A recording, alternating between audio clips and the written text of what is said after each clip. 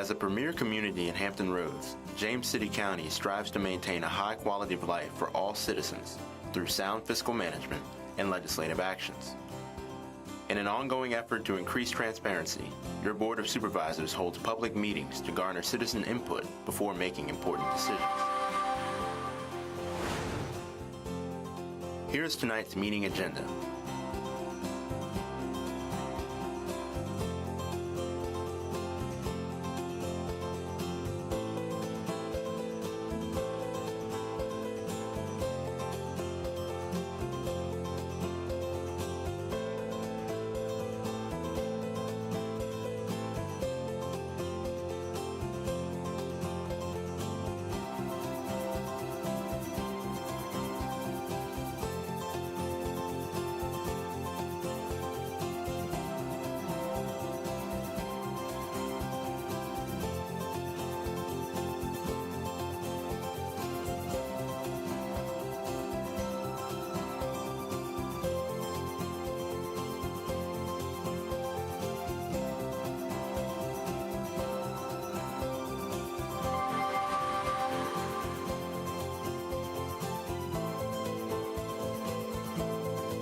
Stay tuned. The Board of Supervisors meeting will begin shortly.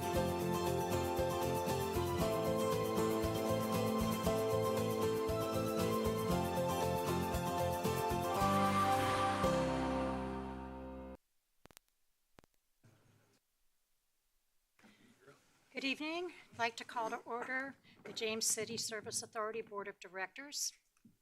Roll call, Mr. Powell. Mr. Hippel. Here. Mr. McGlennon. Here. Mr. Eisenhower. Here. Ms. Larson. Ms. Knoll. Here. Have any presentations tonight? No, ma'am. Okay. Do we have any public comments cards? No, ma'am. Okay. Consent calendar to adopt the minutes. Move the adoption of the consent calendar. All in favor? Aye. Motion carries. Public hearing. We have a public hearing on fiscal year 2025 James City Service Authority budget. Mr. Powell is going to give us a staff presentation. Thank you. It is my pleasure to present the James City Service Authority's proposed FY25 budget. This has probably been my most challenging budget in my 10 years as general manager, as we attempt to maintain adequate revenue amid increased operating and capital costs caused by significant inflation over the past several years, coupled with challenges of maintaining aging infrastructure. The first slide presents an overview of JCSA's proposed FY25 budget of $27,009,258.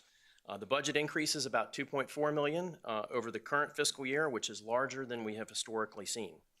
The next slide presents a more detailed breakdown of revenues and expenses. As you know, our sole source of revenue is from the charges and fees that we collect from our customers. And as you can see on the expense side, our primary expenses are personnel and operating costs. So with that brief summary of the proposed budget, I now want to turn to rates. JCSA employs a tiered water rate structure designed to promote conservation, in which the rates increase as a customer's demand increases. I'm not going to read all the information on this slide, but as you can see, the tiers are in 4,000 gallon increments, with the first tier being 0 to 4,000 gallons. The rate for that tier is proposed to increase from $3.98 to $4.20. And then as you can see on the slide, the corresponding proposed rate increases for the other three tiers. In addition to the consumption-based charges, there's also a fixed monthly charge based on the meter size. Most single-family residential customers have a 5/8" meter. That rate is proposed to go from $6.02 per month to $7.52 per month. On the sewer side, the same structure. The consumption-based rate is proposed to go from $3.11 per thousand gallons to $3.14 per thousand gallons, with the monthly fixed charge proposed to go from $2 a month to $3.01 per month. So what does all this mean for the customer? If approved, the total monthly water and wastewater collection bill for a typical 5,000 gallon per month residential customer, the bill would increase by $3.93 per month, from $46.71 to $50.64. And this last slide just shows where we stand, where we rank in terms of other localities in the Hampton Roads region. If the fee increases are approved as proposed in the budget, Our monthly bill would increase, as you see here on the slide, but we would still remain the second lowest combined water and wastewater collection bill in the region. I'd be happy to answer any questions you might have. Does anybody have questions for staff? No? Open the public hearing, nobody to talk, right? I do not have any No public cards? comment cards, Okay. no. So we'll close the public hearing. No action is required. Okay, board considerations? None? Right? None. Word requests and directives? Any? No? Okay. For adjournment, adjourn till 6 p.m. on April 10th, 2024 for the budget community meeting at Lois Hornsby Middle School. Motion to adjourn? Sorry. It's on, sorry. Okay, so a motion to adjourn until 6 p.m. on April 10th? So moved. Mr. Hippel. Aye. Mr. McGlinnan. Aye. Mr. Eisenhower. Ms. Larson. Aye. Ms. Knoll. All right. Call to order this meeting of the James City County Board of Supervisors, regular meeting. Good evening. Mr. Stevens, if you'll please call the roll. Ms. Knoll? Present. Ms. Knoll represents the Stonehouse District. Mr. Hippel? Here. Mr. Hippel represents the Powhatan District. Mr. McGlinnan? Here. Mr. McGlinnan represents the Roberts District. Mr. Eisenhower? Here. Mr. Eisenhower represents the Jamestown District and is Vice Chair to the Board. Ms. Larson? Here. Ms. Larson represents the Berkeley District and is Chair to the Board. Sitting to my far left is Adam Kinsman, County Attorney. I'm Scott Stevens, County Administrator, and it's my pleasure to be Clerk to the Board. Thank you so much. I do need a motion to amend the agenda to add the public hearing on proposed real property tax increase as item 2 under public hearings. The public hearing was advertised in accordance with state code requirements, but it must be held as a separate public hearing from the county budget public hearing. Is So there a moved. motion? Thank you, Ms. Knoll. Mr. Stevens? Ms. Knoll? Aye. Mr. Hippel? Aye. Mr. McGlinnan? Aye. Mr. Eisenhower? Ms. Larson? Aye. Motion carries. Thank you. We will have a moment of silence followed by the pledge, and our pledge leaders this evening are Kylie Willard from Clara Bird Baker and Davis Welch from Clara Bird Baker, and I'd like to give you a little information about both of them. Kylie is the daughter of Deidre and Scott Willard. She has siblings Caitlin, Adam, and Austin, 2 sets of twins in her family. So it's a busy household. She enjoys dance, baking, drawing. She does basketball, softball, soccer, SCA, yoga, and dance clubs. And her awards and recognition are basketball trophy, honor student, 5K sleigh bell. So thank you for being here. And then Davis. And Davis was very nice to try to give me a few tips, but don't hold it against him if it goes haywire at opening day when I throw out the first pitch, but he was trying to help me. So I appreciate that, Davis. Davis is the son of Jason and Kimberly Welch, and his siblings are Brooklyn and Garrett. He enjoys he is in SCA sports and art. He does baseball, basketball, football. He is in SCA. His honors and recognition include honor roll, 13 baseball trophies, winner of the yearbook cover for 2023-24, and he was the MVP and 9U for the Cal Ripken State Tournament. So congratulations on that. And, Wow. and he does sleigh bell, paw ball, and art show. So I believe you both know to come up, give us a moment of silence, and then start the pledge. Thank you.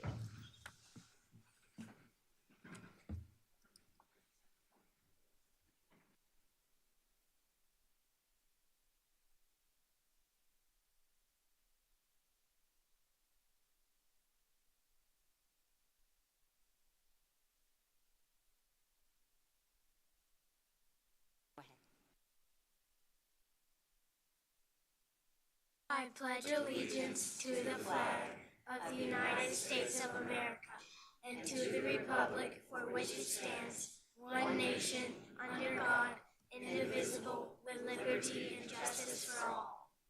Thank you. And if you'll both come up and receive a certificate. And we're going to get a picture. So if the board can come around to get a picture, if you two will stay right there, that'd be great. Good job, y'all. Big room.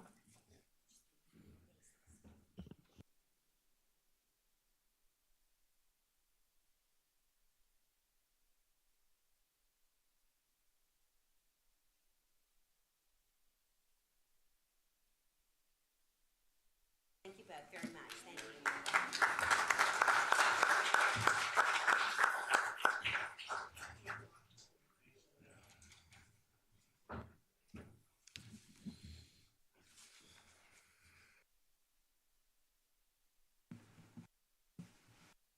Okay, this evening our presentation is by Share the Air Partnership. I believe we have Sarah Caputo. Okay, Sarah, come on up. Senior Youth Engagement Manager, Y Street, Virginia. Good evening. Good evening. I am actually going to pass it over to two of our Y Street youth members who are actually from the area, and Okay. they're going to speak to the Share the Air policy a little bit more and what we're trying to do. Thank you. If you all could just introduce yourselves, that would be great. I'm Alicia Mask, and I'm a senior at Tab High School. Hi. And I'm Morgan Morris, and I'm also a senior at Tab High School, and we're both from Yorktown. Thank you so much for inviting us and allowing us to present to you on our campaign, Share the Air. And your time and interest to help create a healthier Virginia is not taken for granted.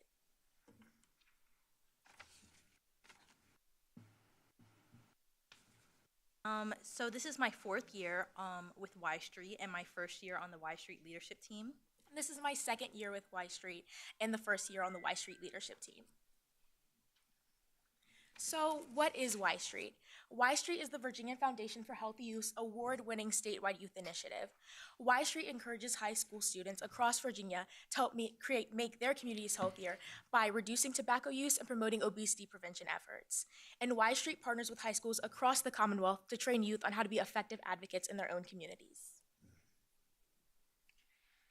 And since Y Street has promoted tobacco-free youth in the past and has successfully advocated for tobacco-free schools with their campaign 24/7 Virginia, we are continuing to promote tobacco-free youth by supporting 100% tobacco and e-cigarette-free public recreational areas, which is what Share the Air is. Share the Air, their primary goal is to create 100% tobacco-free and e-cigarette-free public outdoor places, such as parklands, other recreationals, beaches, and more.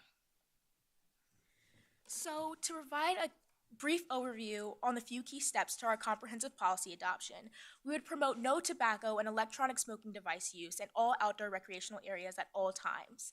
We would require tobacco-free and e-cigarette-free signage to be posted in visible, prominent locations around the locality.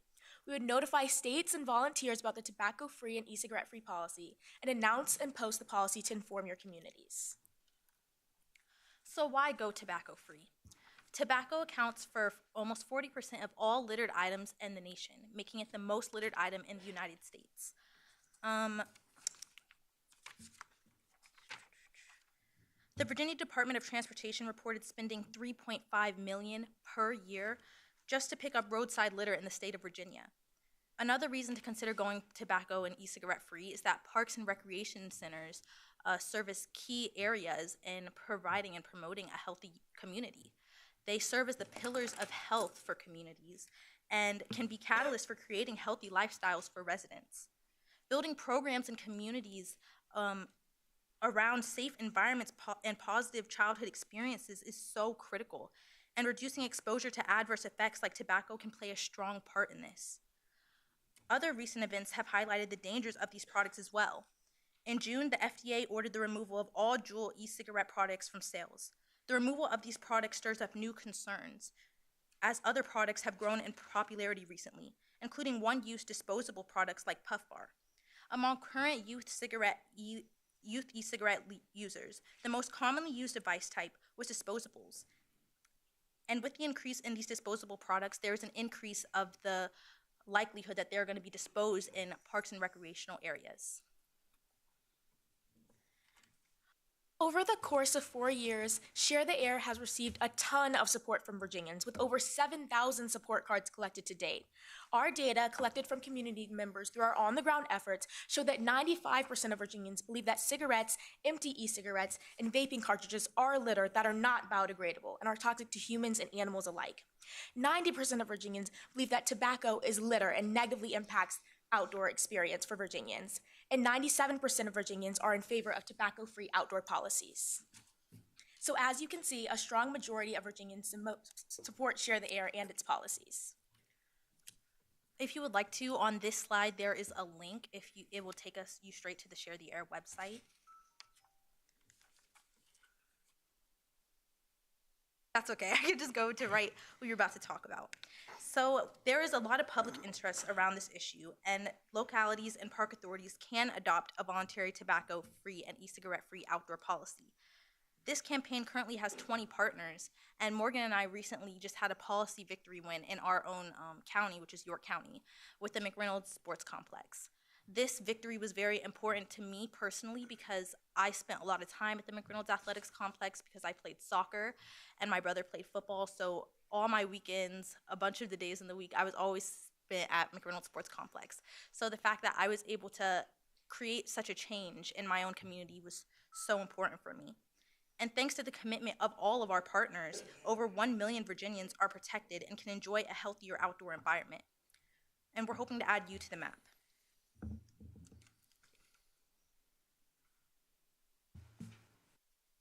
Share the Air has received numerous positive responses from our partners through the years. And to highlight just a few, King George County, which has been a partner since March of 2021, and Ashland County, which has been a partner since August of 2022, have both shared that they've received numerous positive responses about Share the Air from parents and visitors of parks and recreational centers.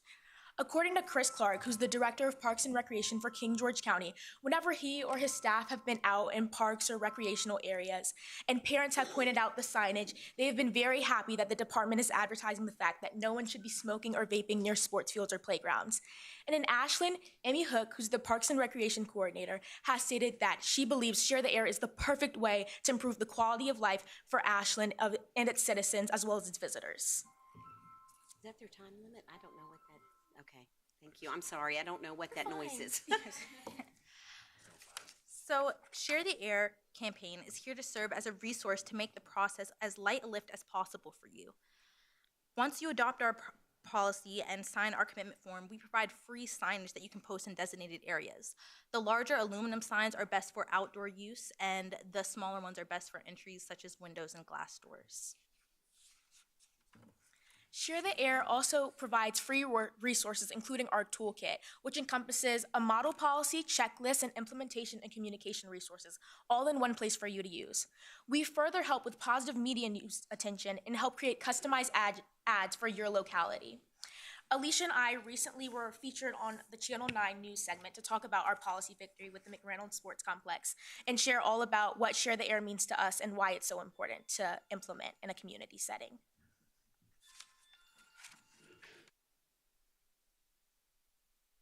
So now that we have shared with you what Share the Air is, we do have a couple of questions to ask. Is a tobacco-free and e-cigarette-free policy something that can be adopted unilaterally by your local Parks and Recreation Department, or are there other individuals who should be involved in this process, such as city council members? So we typically don't answer questions during presentations, but I will circle back with your organization after you finish your presenting. This will be something that the board will discuss at a later date. And we will also have a Parks and Rec Commission that we would need to take this back to them as well.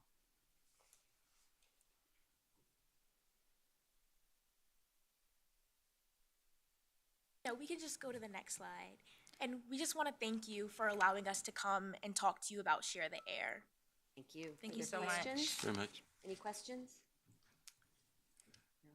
I guess the only question I'd have, do you have members who are from James City County? Is this something that you've done through your schools, or? We're just going to refer that back to our YFL. Good idea. Okay. We actually don't currently have a partner in James City County. Our partner applications just opened for the Y Street program, and we're always looking to work with other high schools across the state, across the Commonwealth. So we also would be more than happy to share the partnership information about the Y Street program to be able to offer this to the high school students in your county for sure. Thank you. Thank you. Thank you both very much. I thank all three of you very much. That was a great job. Yes, appreciate it. Thank you.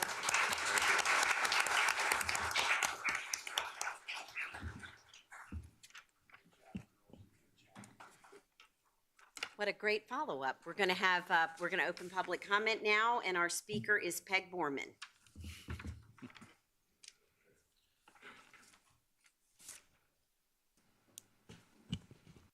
Thank you, Madam Chairman. Mr. Stevens, Mr. Purse, Mr. Reinheimer, Mr. Kinsman, members of the board. I'm Peg Borman. I reside at 17 Settlers Lane in downtown Lightfoot, and I've come to talk to you again tonight about my favorite topic of trash. I'm sorry I missed last month. I know you missed me too. But it's that time again, and we're collecting trash, or litter. It's more than it's just trash. We had the Great American Cleanup on March 22nd and 23rd, and our rain date was March 30th because you know we had a real washout on the 23rd. And we had two great teams from the county that picked up on Jolly Pond Road and out in the Grove area on the 22nd. And then there were some individuals that came out and a couple of families, and the James City Routine Club picked up an area on Centerville. And I want to say thanks to all who participated in that cleanup. But now April the 27th will be our 47th annual spring litter cleanup. And I've been involved in all those 47 years, so I know what it's like to be out there picking it up. There's some flyers that are available for that. I brought some, but I forgot them in the car. That's also the same day that the Clean County Commission will be planting a tree over in Freedom Park, and everyone is invited to attend that. And I hope that you'll be able to come out at 10:30 at Freedom Park that morning. And if you'd like to sign up to help pick up on this day, there's a website that you can go to on the county website, or you can call 757-259-5375. And Regina will be happy to write your name down and count you as one of our people to pick up. And we can all work together to put trash in its place and not on the roadside. I was really appalled at how the roadsides were looking, but now they're looking a little cleaner because we've got the Litter League and a few other people that are out there picking it up. So anyway, but we all need to work together to make James City County a better place to live, work, and play. And I'll give you some time back. We can all do it together. Thank you. Thank you very much. All right.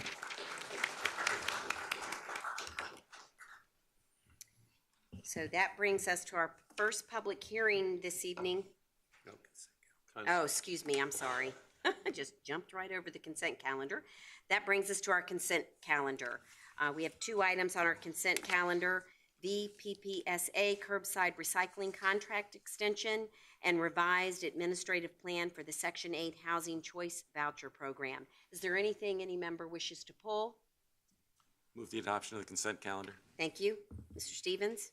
Ms. Null? Aye. Mr. Hippel? Aye. Mr. McGlennon? Aye. Mr. Eisenhower? Aye. Ms. Larson? Aye. Motion carries. All right, that brings us to our public hearing. Just a couple requests. One, if you have your cell phone with you, if you could please silence it. It gets a little confusing because I'm not sure if it's that or your phone going off. So please take a second to silent your phone. And then I know we've just clapped for two great things, but I'm going to ask that you not clap if someone agrees, if you agree with the speaker, because that just takes time, or this next speaker might not hear us. You're welcome to wave your hands or do something to let us know that you are in support of this, what the speaker is saying. I understand that, but we do ask for no clapping. That just helps smooth the evening. So I see Ms. McCarthy, you're going to start us off for our fiscal year 2025-2026 county budget. Yes, good evening, Chair, members evening. of Board of Supervisors. The purpose of this evening's public hearings is to invite public comment on the fiscal year 2025 proposed budget, as well as the fiscal year 2025 proposed tax rates. Before we open the public hearings, I'd like to provide a brief overview of the more significant components of the 25 proposed budget. Fiscal year 2025 is the first year of the county's two-year budget. It is the only year appropriated for spending. It incorporates the strategic plan goals and initiatives. The total of all funds for the proposed budget is $289.3 million. And of that amount, the general fund component is $254.5 million.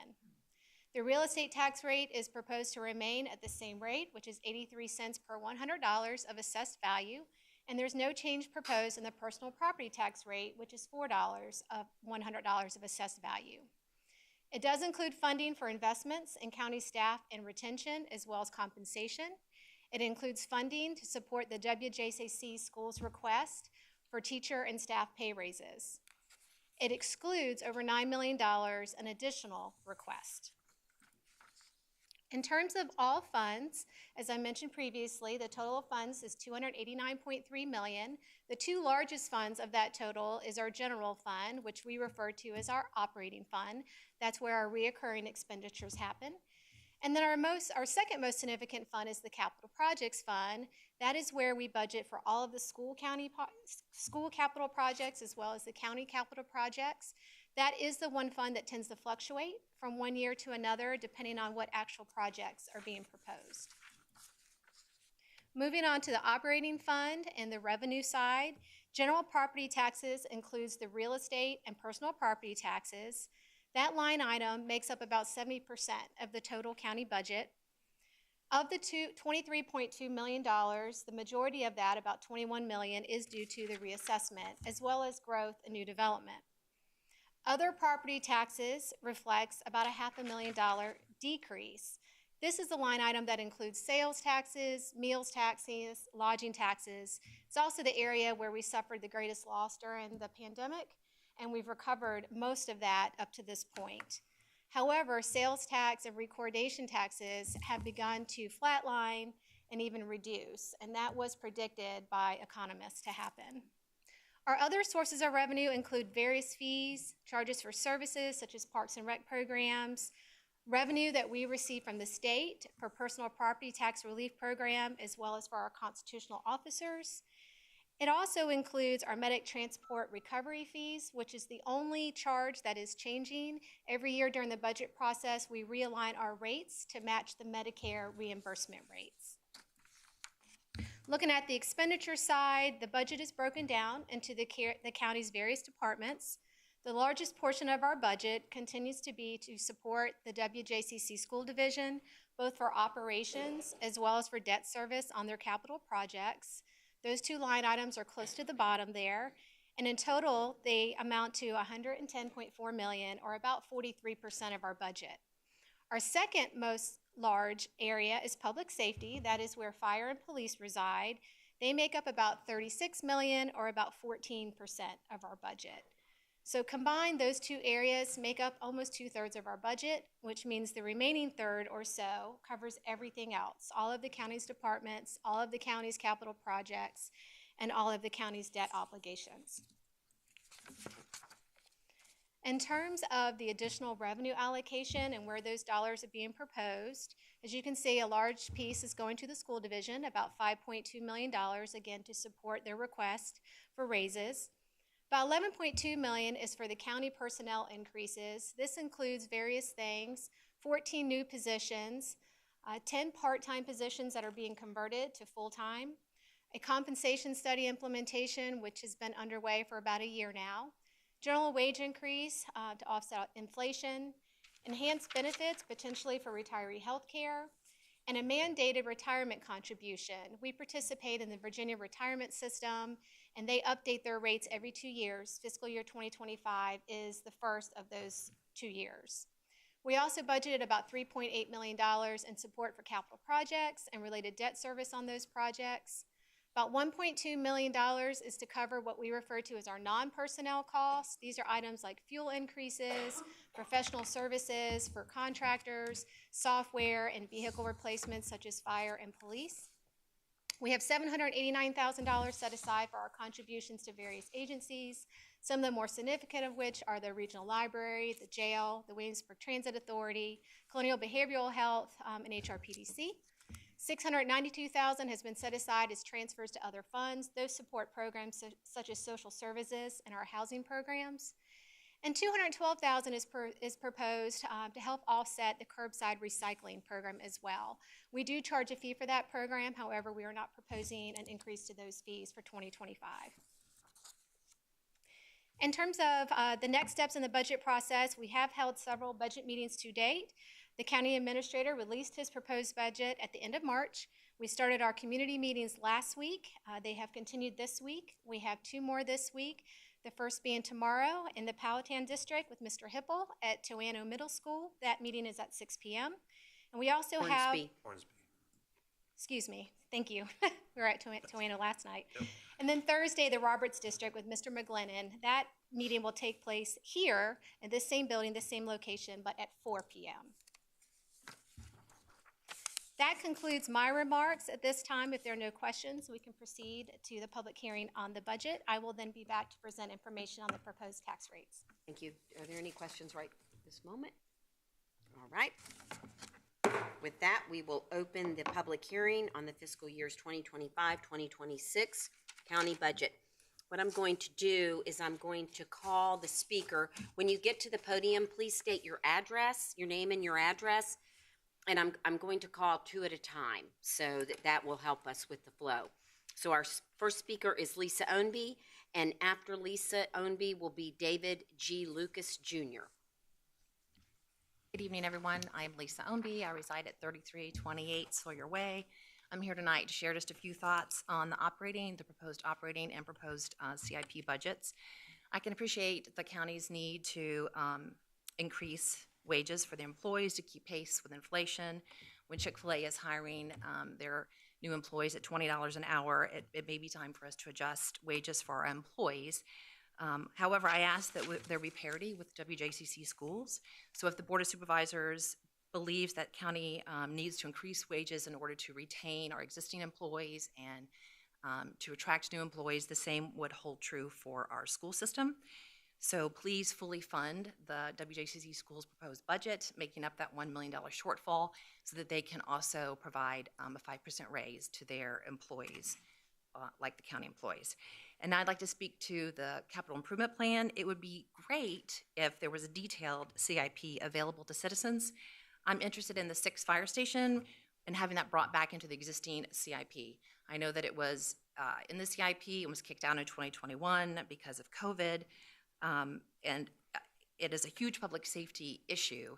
I know that when I served on the school board, we had a 10-year CIP that was readily available to community members, for the Board of Supervisors to take a look at, for the City Council to take a look at, so that we could see what projects were on the horizon. And I know that information exists, but I couldn't find it on the website. I could only find the 1-page higher level CIP. So without looking at what all of your projects are within the 5-year CIP, I would like to ask that that 6th fire station be put back in the CIP, because we know that that will make a huge impact in the Lightfoot area, in particular the Colonial Heritage subdivision, which probably is the largest 55 and up and a frequent flyer for our fire and, most importantly, EMS.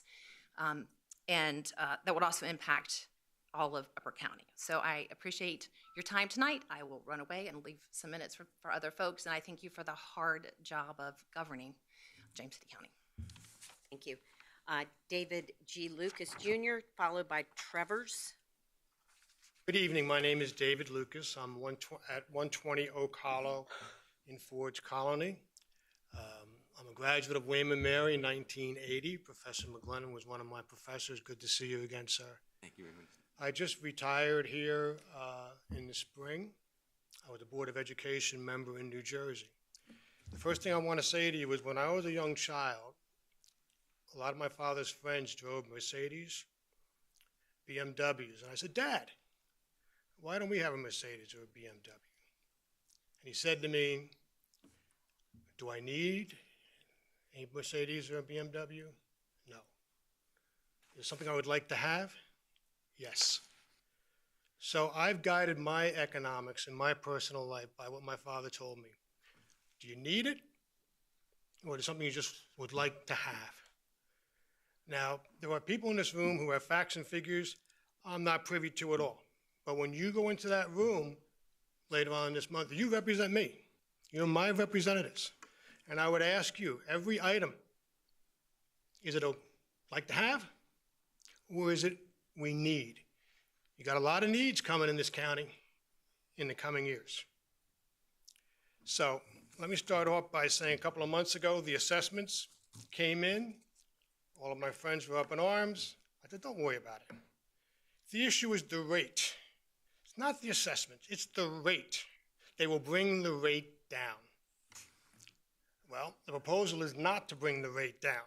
So now you have $1,000 you're asking me to pay starting July 1 because the rate proposal is not coming down. So I said, well, what's going on? So I went on your website, I got that PowerPoint presentation, and the first thing we see under general fund revenue highlights, general property taxes, $23.2 million increase. Real estate, $21.8 million increase. That's not really publicized, but it's in your presentation. The next thing we get to is the employee tenure and staffing changes, the impact of staffing challenges. Folks, in my opinion, I would love to have this. It's not a need, not when it's coming out of the property taxes of the citizens of this county. And then we have the real estate property taxes at various tax rates. Now, this is kind of cute. In some respects, I think you break faith with your citizens with this. Because in this, you have the current tax rate of 0.83 cents, and you have the revenue neutral tax of 0.68 with the scenarios in between. And you're starting out at the 83. No. You got to start out at the 68, and you have to justify a need to get to the 83. I consider myself to have been underpaid in my profession. You're asking me to pay another $1,000 for people who consider themselves to be underpaid. William & Mary employees have been underpaid for 40 to 50 years. They've made do, make do. My son went to Purdue. Purdue has had tuition increases of 0 since 2012. Purdue has made do. You make do. I can tell you as a former Board of Education member, when you compare your salary base with other public salary bases in other jurisdictions, you will lose control of your salary structure. It goes up here, it goes up here, it goes up here, it goes up here. It's gone. You will lose it. The argument that other jurisdictions pay more doesn't fly with me. It shouldn't fly with you. These other jurisdictions, are they soaking their taxpayers? Or are they being fiscally responsible like James City County has always been? Now here's the practical aspect of this. This $1,000 a year, I'm not paying it. You know who's paying it? You're going to pay $500 when I sell a car that I don't need. It's nice to have, but I don't need it.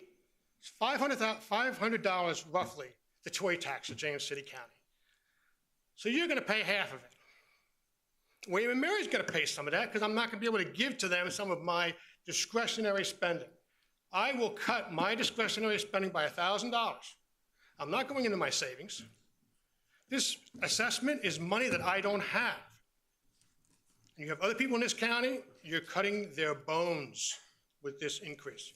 I'm sorry. We don't do this in New Jersey. We don't go $1,000 Sir, your time is up. Thank you. in 1 year.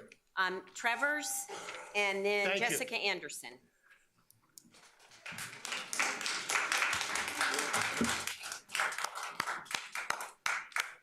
Amen, hallelujah. I wish I was as well prepared as this gentleman. Sir, But could I- you please state your address for the record? Ford's County. What's your street address, please? I don't choose to give that. I was so impressed by his comments that I'll keep mine brief, because his apply.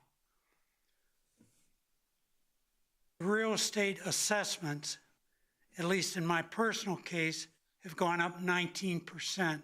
I've spoken to others that have gone up 30%.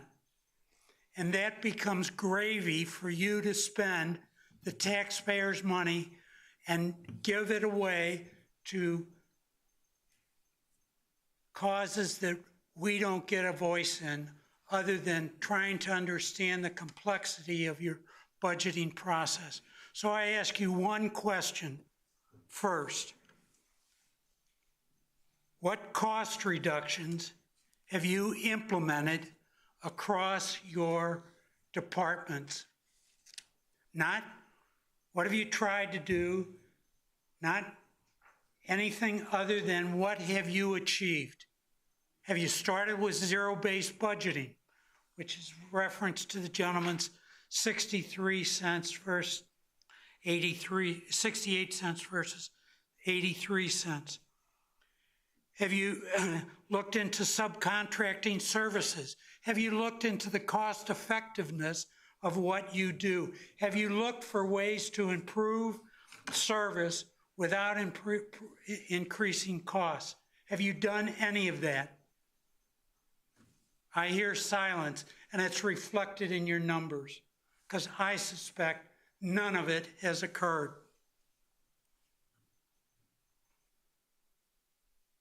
There's no reason that a population that is largely retired should be asked to fund, give away, or otherwise be taxed by the kinds of increases you're requesting. So I hope you consider the vehement objection to the proposed budget and do take action to return as a minimum to the previous budget. One last request. I would ask that without my having to figure it out, you put some information on your website, my website, our website, on how to get inside the intricacies of your complex budgeting process, because quite frankly, had not I taken the issue of my assessment to the assessment office, I wouldn't have known about this meeting. I wouldn't have known about the previous meetings. I wouldn't have, not because I'm stupid, but because you try to obfuscate your process. So thanks for nothing and lower the rate. All of our, please no clapping, thank you. And I do see the waving of the hands. Jessica Anderson, followed by Rhonda Roby, and I apologize if I pronounced that incorrectly. Hi, I'm Jessica Anderson. I live on Pennington Place in the Powhatan District, and I am here to talk about the budget. I am both a WJCC parent as well as a employee at our WJCC district. I'm very grateful that you all are funding the 4.5% raises asked by the school board. I greatly appreciate it, and I think it's a good start, but we're missing the mark. We greatly need the additional cost of the rising insurance premium costs, along with our funding needed to expand our interpreters, employees, as well as support staff overall. I'm aware of at least 4 teachers and staff that have issued notice of leaving from a single school in just the last 4 weeks. 2 of these educators have collectively 32 years of education experience with WJCC, and that's no longer going to be a part of our division. We are at a high risk of educators and staff continuing to leave our school division and putting us at risk at losing accreditation, in addition to falling short in district rankings at both the state and national level. It's also worth noting we currently have 54 WJCC employee positions open in the regular employee hires, as well as 26 summer positions, 3 pages worth of websites on our school division that are looking for employment, and that is not including people that are moving out of the division. I'm very disappointed that many members of the community have forgotten how our public school success affect their local property value, as well as economic growth and the countless small businesses we have, and I'm grateful that we have here. I want to remind you that a number one driver for young families, as well as even individuals and retirees, when they choose where to live, the first thing they look at is the quality of our public schools. It is the number one decider in the funding and how well our schools and how well our property is valued, as well as whether or not a business wants to come here. Not adequately funding our educators and staff goes far beyond the classroom. Our community will be negatively impacted. Currently, we are paying staff between $5,000 to $6,000 below neighboring districts and nearly $12,000 below the national average. We are not remaining competitive and are extremely understaffed, and is creating more stress and drain on the already understaffed resources. And this goes beyond our educators. Every support staff, from custodians, cafeteria workers, bus drivers, and teachers' assistants, are finding that these insurance premiums are outpacing pay raises. We have longtime support staff that are now making less than they did 5 years ago. This is alarming, especially with the average cost of living and the median home in WJCC costing on the low end $400K. Our students, families, and communities deserve better, so please consider increasing funds to meet these needs. Our school system is serving more than 10,000 children, and those families included, of the 80,000 people that live in James City County alone. And I just wanted to add that, yes, William & Mary has done very well in regards to staffing and keeping an adequate pay. They also have an average pay of $114,000 for their professors versus the $51,000 entry-level pay for a teacher that has a degree. So thank you for your time, and please make sure our schools are funded. Thank you. Rhonda Roby and then Andrew Kaysen. I'm sorry?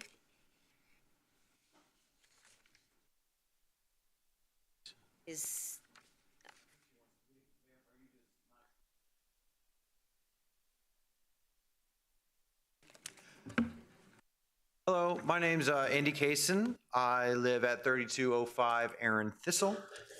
I'm also a teacher at Jamestown High School, and I'm also treasurer of the Williamsburg-James City County Education Association, representing many of our educators in the WJCC school district. I first would like to thank the board and the administrator for proposing a budget which seeks to raise the compensation for both county and school employees. I was present at the Berkeley budget presentation, and I found Mr. Stevens' case for needing continuity and experience in our county workforce to be very convincing. In fact, I found his diagnosis of the county's struggle to serve its residents as parallel to the things that we're struggling with in the school system. Teachers are leaving mid-year for higher paying school divisions or a higher paying another career altogether that's higher paying and has a way better work-life balance. Believe me, it's tempted me many times. But I love working for the school district. I graduated from Lafayette High School. I can't imagine a better place to teach and raise my family. And so that is why I'm before you today to please consider fully funding our school district, because the amount of impact you can do with that little bit more of funding can help retain teachers. Now, through the Education Association, we've been polling teachers across the division, and the number one thing that really is attractive for our district, despite the low pay, is the comprehensive health care coverage. But that is slowly being priced out of families' budgets right now, and so a little bit of funding would go greatly to make sure we retain those experienced teachers. I can't tell you how important it is to not have teachers leaving mid-year and to have teachers for more than just 1 or 2 years. When I went to Lafayette, I don't think one teacher left. I really don't.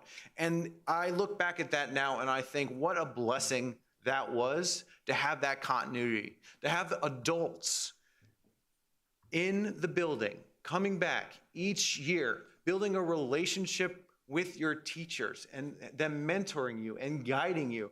That contributed so much to my growth and so much to the love of this place where I grew up. So, and I'm afraid to say that that is no longer the education that is going on. Teachers are leaving.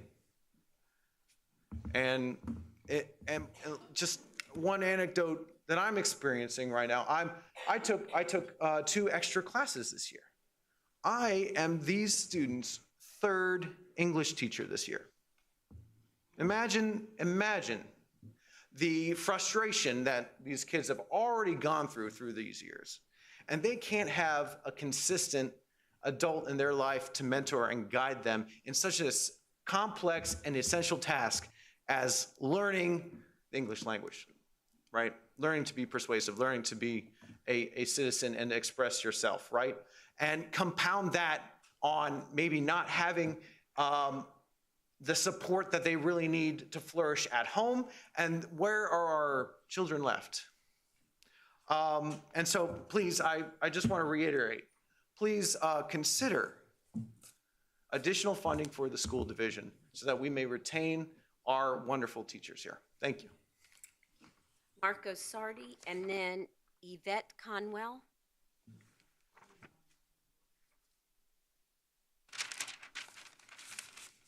Good evening. Good evening, Mr. Chairman, members of the board. My name is Marco Sardi. I live at 4008 Governor Square. I'm here today to speak both as a constituent and as an employee of our school system on the matter of the proposed budget for the school year, for the 2024-2025 school year. In your talks about the budget, I was pleased to hear you supported the vast majority of our proposed needs. This was a breath of fresh air.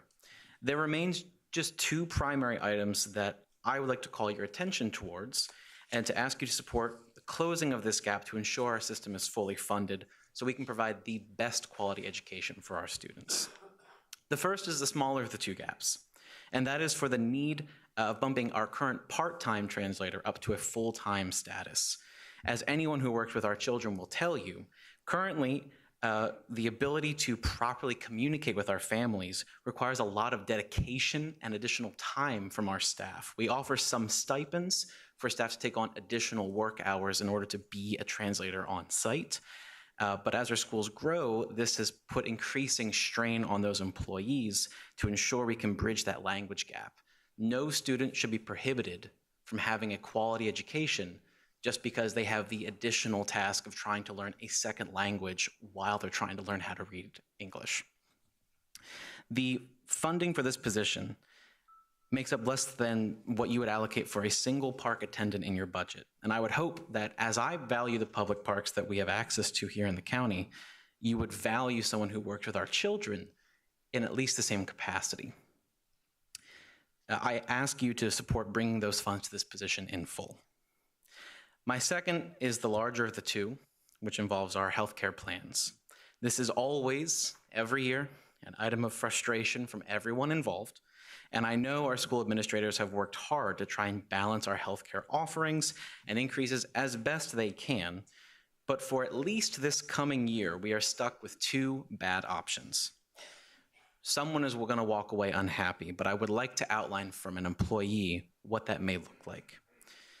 WJCEA, of which I'm the president of, and WJCC Schools sends out several surveys throughout the year to gauge how important healthcare is as a benefit to our employees. And every year, unsurprisingly, we get similar answers.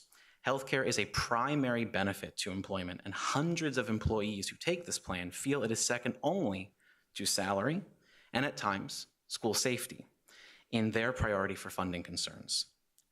The current HMO plan was a much appreciated and needed cheaper option for families and individuals who need insurance, but the Anthem plan currently remains, at least for the time being, the primary healthcare provider for many employees. And I will speak plainly, funding only the initial proposed healthcare plan based on Centara premiums will cause many, and especially our new employees, to receive very little, if any, pay raise at all, in some cases a pay cut. This extends to our other staff within the first 5 years and those who are within the first few years of their master's program. That plan proposes, on average, a 20% increase in healthcare premiums, and this has the biggest impact on our families. We must incentivize our staff to stay to become veterans of our education system and retain our institutional knowledge and experience. We cannot do this if other employers are offering a more competitive benefits package, the largest driver of employment. We cannot ignore the K500-based increase in the new proposal that cuts the employee increase by half to 10%. And that second plan makes the HMO plan more competitive, incentivizing employees to take this cheaper, less financially burdensome plan to begin with. And I'm sure if you talked to Tim Baker in our HR department, he would espouse to you the wonderful benefits of that HMO plan. I urge you to consider these points when you're making your decision and to make the choice that will push our schools to being a competitive employer, which is the first step to having a quality education. I hope we can all agree it is our duty as a community to do better for our children than we ourselves received. Nobody would be in this job if they did it for the money, but it would be nice to be able to be compensated properly for helping to ensure a better future. Thank you for your time, and thank you for your service to the board. Thank you. Yvette Conwell, and then Lenny Burrell.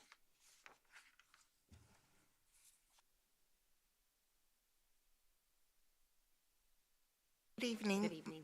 My name is Yvette Conwell. I live at 6448 Yarmouth Run in Williamsburg, and I am most concerned about the public safety, and particularly the fire station that has been delayed.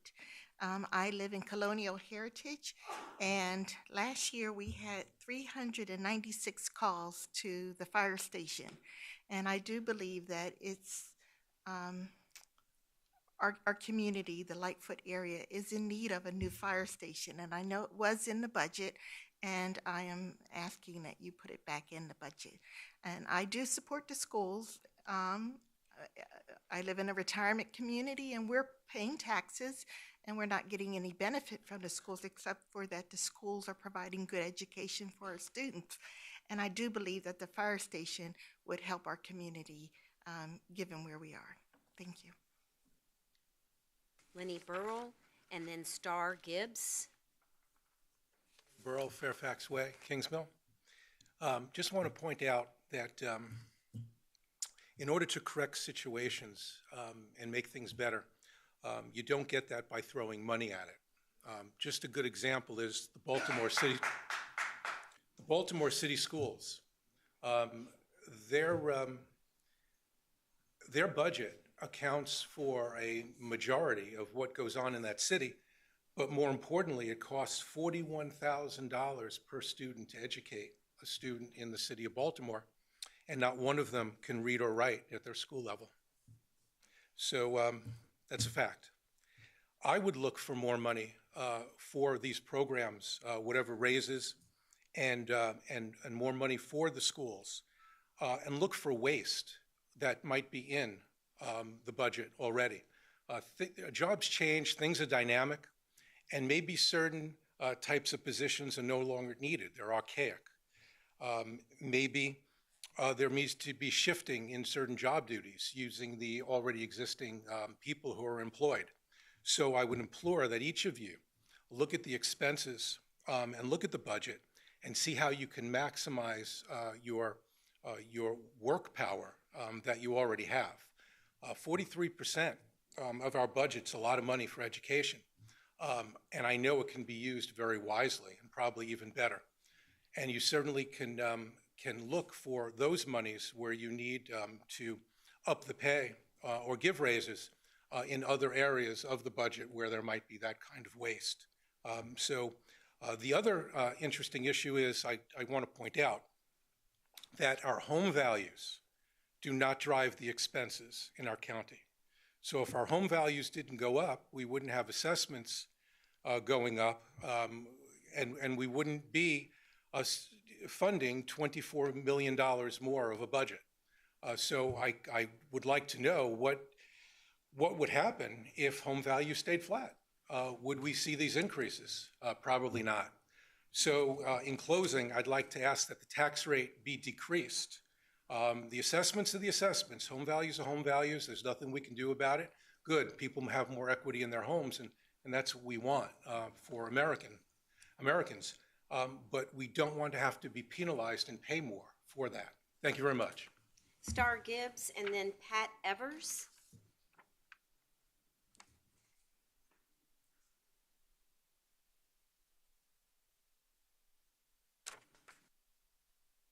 Good evening. My name is Star Gibbs. I live outside of the city and the county, but I work for the school system.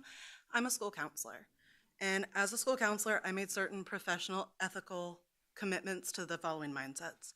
Every student can learn and every student can succeed. Every student should have access and opportunity for a high-quality education. And school counselors are leaders in the school, district, and nation. I deeply believe these things, and I value public education. I would like to speak to some of the practical issues involved in not fully funding our schools. At my school, I've noticed that people are leaving mid-year, and that deeply affects the continuity of our education for our students and the quality. Furthermore, we do not have enough people and resources to give our students access to the level of education they need. Our special ed students deserve one-to-one paraprofessionals, and we can't afford that currently. I would like to see that change because I believe deeply in inclusion. I am the product of an inclusive public education system, and I would like to see our education system be that way. Furthermore, I also would like to see our teachers not get burnt out, not leave, and not feel unsafe. We had a school security officer who did a great job and made great connections with our students who, as a high-needs school, it's very hard for them to connect with authority figures at times. And he did a wonderful job, but his job was based on a grant, and he had an opportunity in a different career to make a lot more money, so he left mid-year. That has put us in a super hard position in terms of discipline, whereas before we didn't need certain disciplinary elements, he was able to diffuse it, or I and my co-counselor, now we can't. So I just wanted to speak to some of the practical elements of a fully funded school system that maybe you don't see on the outside that I feel is very important. Thank you for your time. Thank you. Pat Evers, and then Chris Henderson.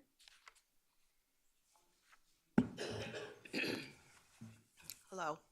My name is Pat Evers, and I live at 3949 Ethan Lane in Colonial Heritage, and I'd like to address the budget.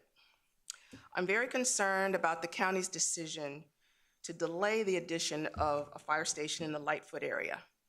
The response times in Colonial Heritage are already beyond the required 6 minutes, and EMS is called to our community frequently due to our aging population, as noted by Ms. Conwell.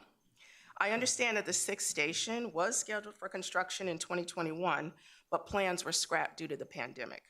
What's not understandable is how the county can justify pushing the additional station, 6th station, out to 2028 or beyond in view of the increased emergency demands in the Lightfoot area, including the current construction of the last 300 homes in Colonial Heritage, which will bring our total homes there to 1,750. So please consider adding the 6th fire station back into your capital improvement plan. Thank you. Thank you.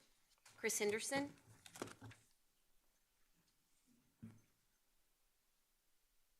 All right.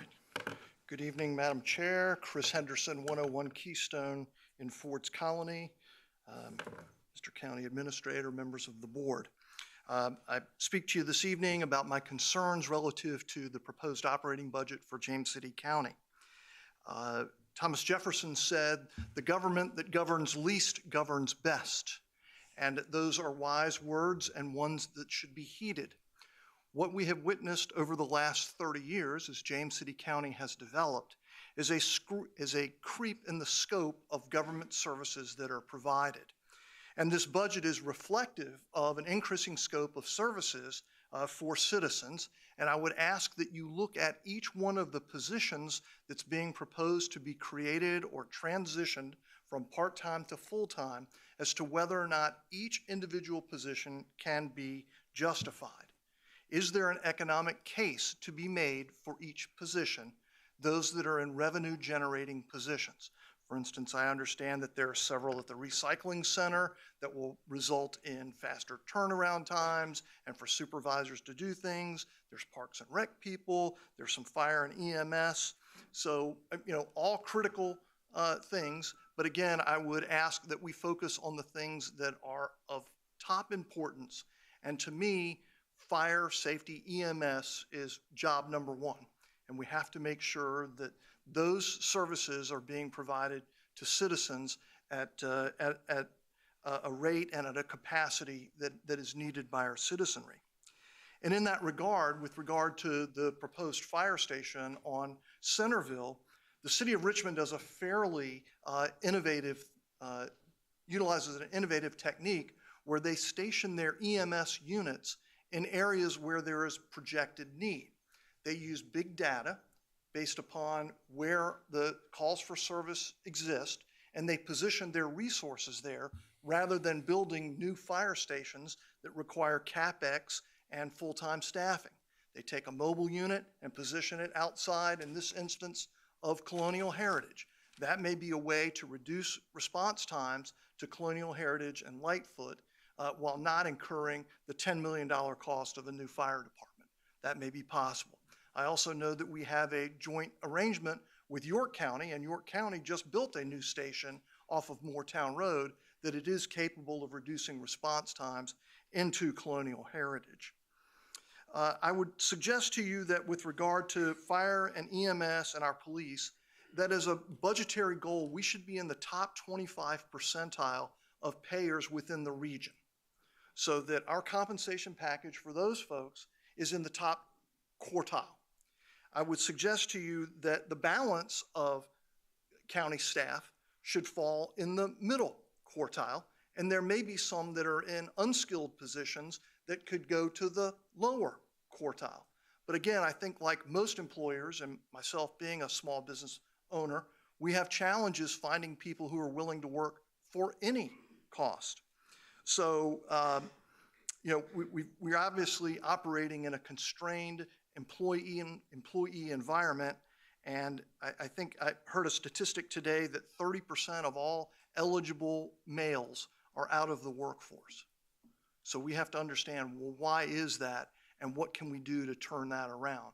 Why are we incentivizing behaviors that are counterproductive to our society and community? Why are we doing it, and how can we remedy that? With regard to the request for funding for schools, I would tell you that the debate in the city of Williamsburg about the shared school system was very enlightening. It would appear to me that Williamsburg is underpaying us by at least $2.5 million. And if you want to close the $1 million gap and fully fund the schools, well, then let's have Williamsburg close it and have those folks pay the bill. Because right now they're riding on our coattails, and the agreement that we have with the city is unfair to James City County taxpayers, because we pay 90% of the bill and they have disproportionate representation with regard to our board and its governance. James City County today is more of a low-growth community. I can remember the days when we battled and there were 2,000 houses being built every year.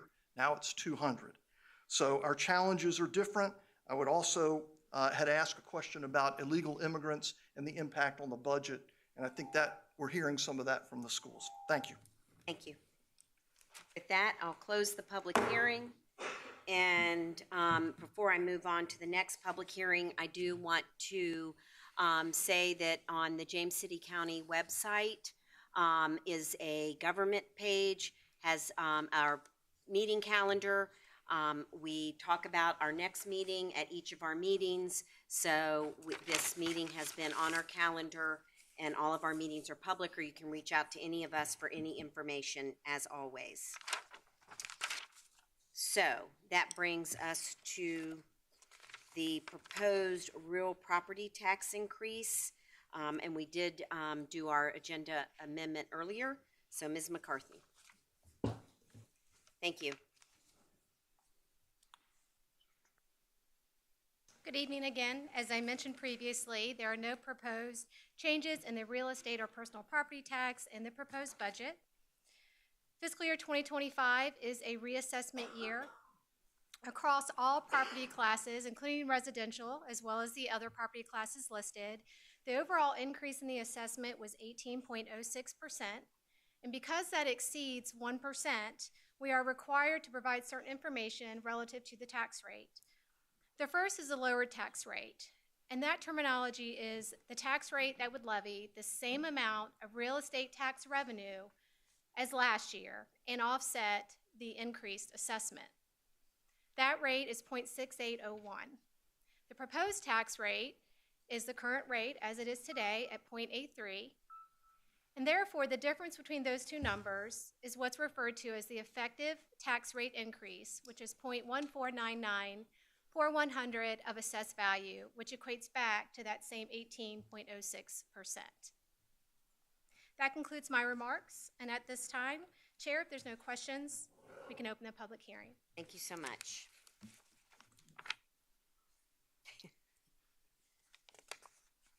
With that, we will open the public hearing. I'm going to do, and you all did an excellent job. I saw all the hands swinging, so thank you. I'm going to follow the same type of way that we did it before. I'll announce the speaker. If you could come and give your address, please, and then to be followed by. So Joe Swanenberg, to be followed by Jack Fowler.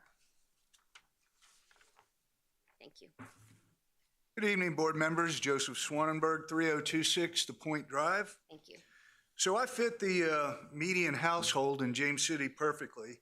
The median house was 334,100. Mine was 344,400. The new median 411,200. Mine 410,900. So all but a perfect match. But that still was a 23% increase. Now, I'm not saying that the assessments don't affect or may not affect market value, but to do it all at one time is a real hard pill to swallow.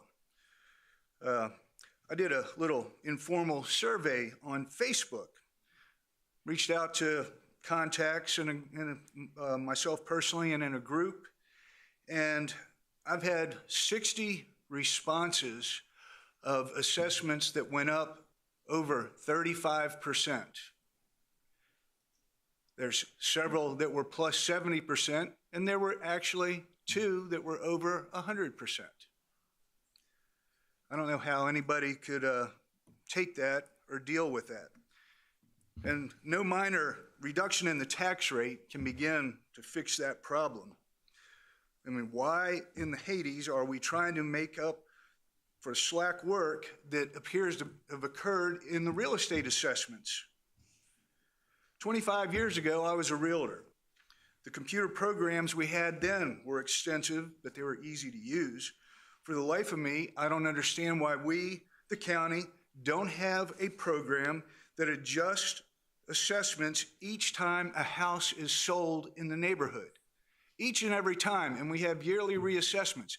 That would be so simple to do. Once it's recorded in the courthouse and then it comes over here to the county, every house in that neighborhood gets reassessed.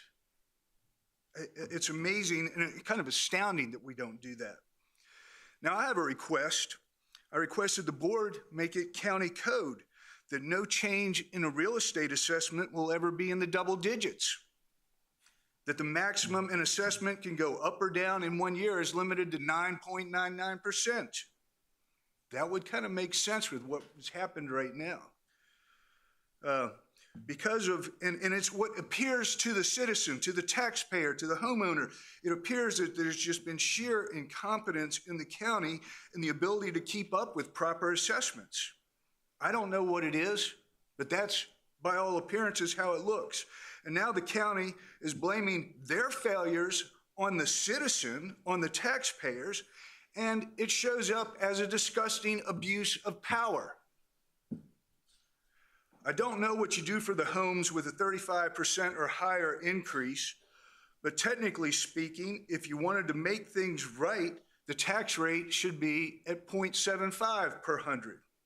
That gives us a roughly 10% increase on the tax hike.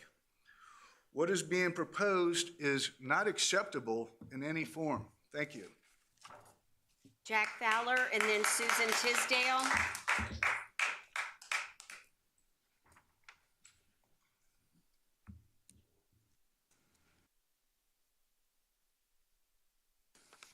Evening. Jack Fowler, 109 Wilderness Lane, Stonehouse District. Good to see some of you back. Been probably 5 years since I've been here. Sir. I'm sure you're not glad to know another 5.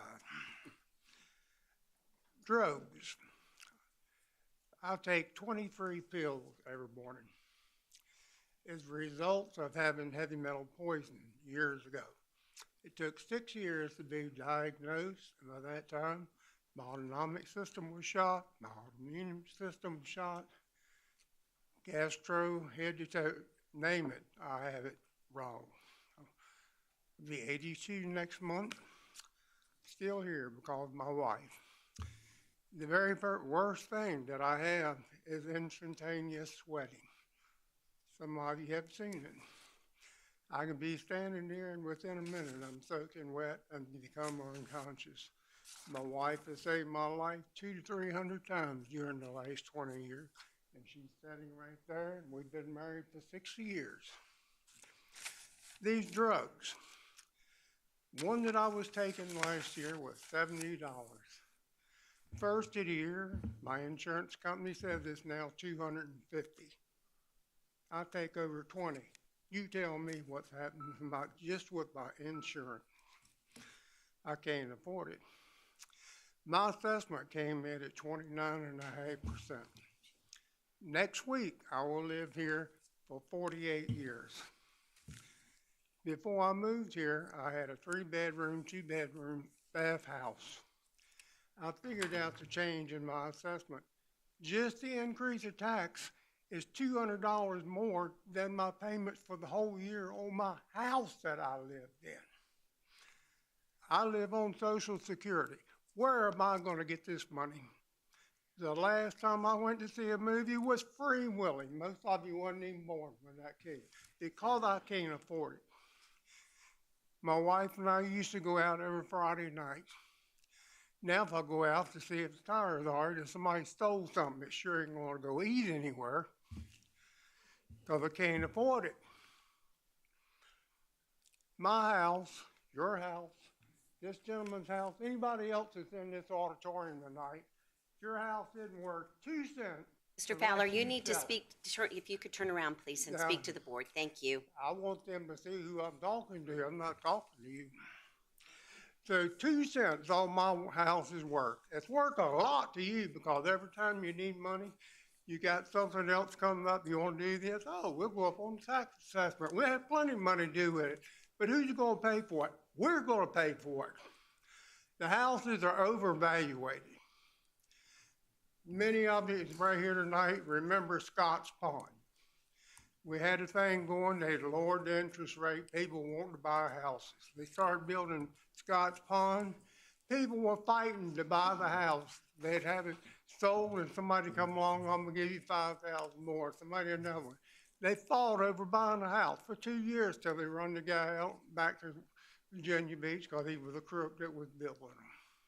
So it's all boiled down to money. I got sick because I listened to the man that I work for and the companies that I work with. I worked in a lot of chemical plants. I thought I could trust them because they were ahead of me. I couldn't. Ask a Native American if he can trust the government. No. Don't trust anybody if anything is above you, because you're going to get it every time. The only way I'm going to pay any of this, I paid my mortgage off 20-some years ago. Never made a late payment in my life. Thought we were going to be able to sit back and enjoy getting old together. I'm going to have to go and get a reverse mortgage just to pay my daggone taxes. Just to survive. Whoops. I'm telling you the good side. I had 2 sides right here. The other one would really burn me up. You wouldn't want to hear the other side of this right here. The other option I got is to move. It's the same all over the country, maybe not as bad. I can go in the country. I know how to live off the grid. I think that's what it's going to do. That, or I need to lose a little bit of weight anyway, because really I'm not pregnant. I just look like I am. But if I was a woman, after having done what's been doing to us, I would be pregnant. Susan Tisdale and then Linda Hoyle. Hi, I'm Susan Tisdale. I live at 209 Governor Edward Knott Court. I'm asking the Board of Supervisors to work with county officials to develop a tax relief plan for residents whose land was taken away from them and put in the resource protection area. These taxpayers are paying the same rate, and in many cases more, as a percentage increase of land that isn't in the RPA. We received our property assessment for our personal residence in Powhatan Secondary. Our land assessment increased by 28%. We appealed the increase in land assessment for this property due to the following reasons. The majority of our land was put into the resource protection area by James City County. A potential buyer cannot build or disturb any areas. We currently pay taxes on land we can't use at the same rate as neighbors whose property does not lie within the RPA. Landowners who are told by the county they cannot build or disturb the areas should be taxed at a lower rate. In this case, our tax rate for the land increased by almost double the amount of a rental property we own in Spring Hill off of News Road. Properties sold in Spring Hill have increased at the same percentage rate as ours in Powhatan Woods, yet that land assessment increase was much lower in Spring Hill at 12.6%. What I find curious is that James City County Real Estate Assessor Dale Gallagher's own property didn't increase 1 penny for land assessment. Neither did the neighboring properties. I called the real estate assessor's office on March 25th and spoke with Justin Wolf. He told me that he was not allowed to speak to other properties out of his purview, could not comment as to why the lead assessor for the county didn't see his own land increase. I'm asking the county develop a tax relief plan for those homeowners whose land was taken from them using county-created environmental regulations, since the county has rendered our land useless for future use. Thank you for your consideration. Linda Hoyle, and then Mr. Travers.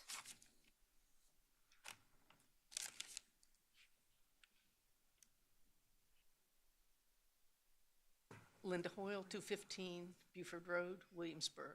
I'm going to be very short and sweet so that you'll think I'm short and sweet. I have a question for each of you on this board. Where is an 81-year-old lady living in her house, like several of my friends here? My house is paid off. This 39.7 tax increase, I would like to know from you all, where do you think that 39.7% is coming from? Did any of us get a 39% increase in our Social Security? Do any of you have an idea where this is going to come from? I am still working. At 81 years old, I never thought that would happen. I had intended to not be working by the end of this year. But a 39.7% tax increase is causing me to continue to work. So where is that money coming from? No one has an answer for that, Well, do they? we do not answer questions during public comment, Well, ma'am. It's not because we don't. It feels like you want us to sell our homes. I don't want to sell. It's the one security blanket I have. So I would just like some consideration. I know that we have a tax release program. I was $5,000 over that last year. So for people, in this category that are 80 years old, healthy, still traveling, trying to, we would like some consideration if you could change that tax relief program. We did change that this year, ma'am. So you might want to go, you might want to check back with, I believe, Richard Bradshaw, correct? With whom? The Commissioner of the Revenue. Okie dokie. Yes, ma'am. Thank you for your time.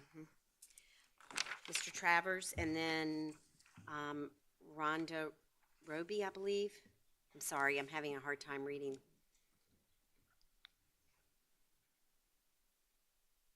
I appreciate the second opportunity because it also gave me the opportunity to listen to some of the comments that have been made. And I hope you heard them as well. On the one side of the coin, and all coins have two sides, you have people saying, we need more money for schools, we need more money for firehouses, we need more money for safety. And those are valid requests. On the other hand, you heard from an elderly man with medical needs. You heard from the lady before me that there's a large segment of your population, of your citizens, who pay your salaries, who are on fixed income. I'm one of them. We don't get increases of 23% as proposed. So how do you expect us to survive? I want you to listen to your citizens. I want you to hear them. I want you to think about what you're going to do. And I think what I heard today probably could be summed up by the first gentleman that spoke, who said, think about the needs and think about the wants. And they're very, very, very different. Do we want the best school system in the world? Be great. Do we need to pay for the best school system in the world? Can't afford it.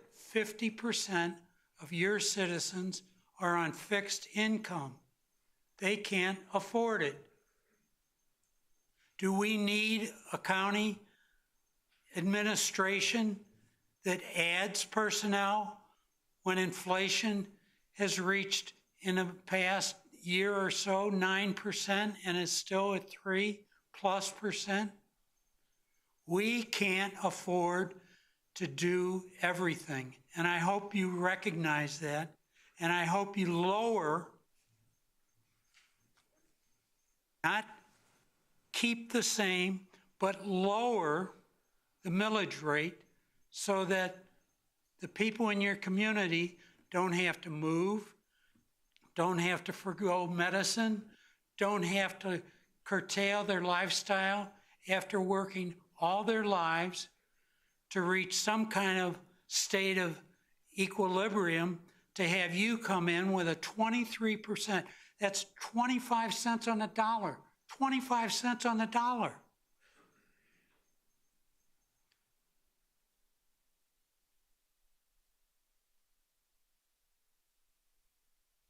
I just want to close with one comment. You've got a hard job. We all recognize that. I'm not sure I'd want your job, but I'll guarantee you this. If you go through with a 23% increase, I'll guarantee you I'll be in the running at the next election. Because we can't afford you. We cannot afford you if you don't listen. I'm sorry you have such a hard job, but it's a choice. It's a judgment call you're making between wants and needs. And if you don't start with just the needs and then add the gravy to it, but rather start with the wants and work your way down, you're doing us all a disservice. Rhonda Roby and then Richard Timberlake. Please no clapping.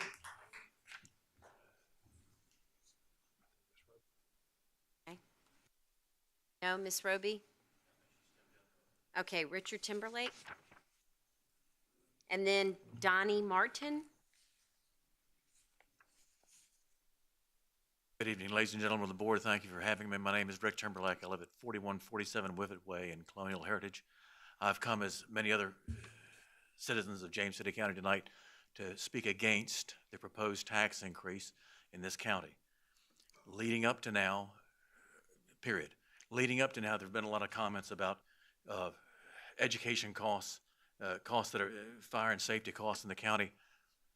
One of the things that's really been mentioned quite a bit is retention. We want to retain good services. We want to retain good teachers for our kids. Think about the citizens of James City County. We want to retain good citizens. If the image of James City County is, yes, this place has great services, it has great appeal, there are a lot of great things in James City County, but we're going to overcharge you for living here. If you want to retain good people in James City County, please don't punish the people that live here. And that's what 9% inflation plus a 28% increase in taxes for property means. That's punishing the people that live here, and that's not right. Thank you very much for your time. Donnie Martin and Bob Kapowski. I apologize if I said that incorrectly.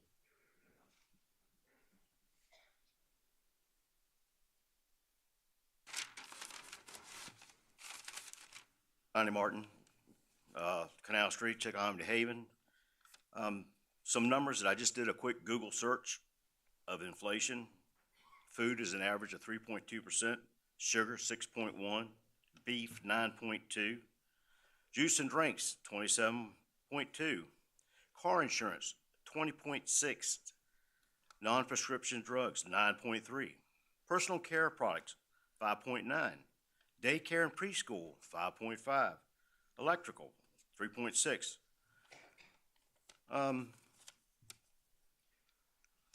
In addition to what you want to do for mine, my wife and I are both retired, and we got a 3.2% Social Security increase. And you want to raise my taxes 38%. Where do we get the money, like others have said? Do you want to run out the retirees out of the county? What, like has been said earlier, you need to get your needs first, put your wants on a list for later on. You say that the rates are based on houses that sold near me. My house, I helped my daddy build my house. I nailed the sheetrock and handed him nails and toted boards and everything. It's not for sale. My daddy and parents passed it to me. I'm passing it to my kids. It will not be for sale, and therefore it should not be in the game of Monopoly that you like to play. That's all I got. Thank you.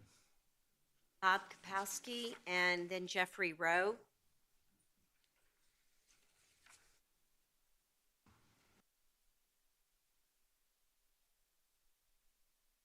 Did a good job with the name. Okay.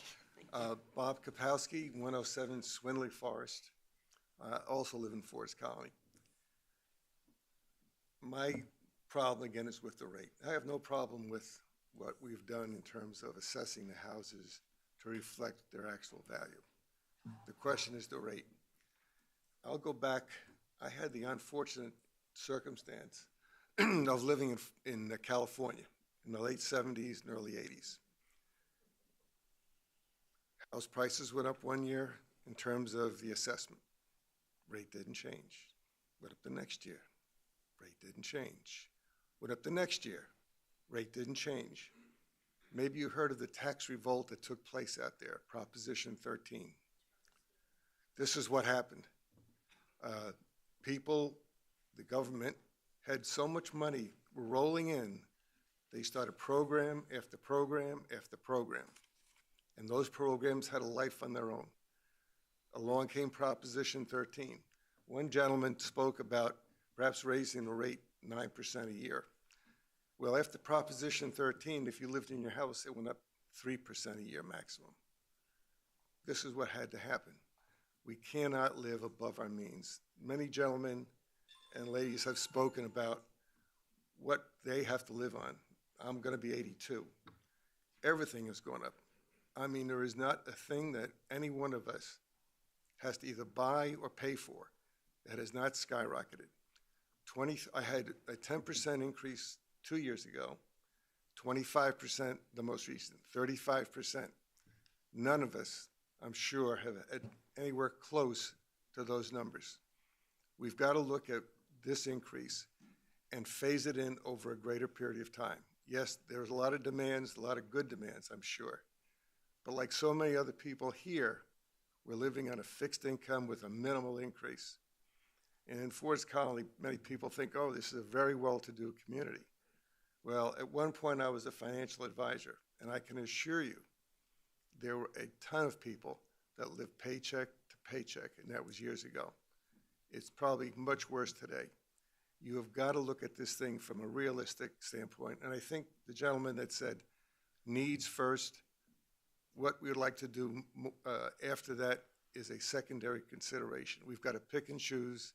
We cannot hit people with 25, 30, and more % increases, particularly that so many of us have to pay not only for these taxes, but food, medical.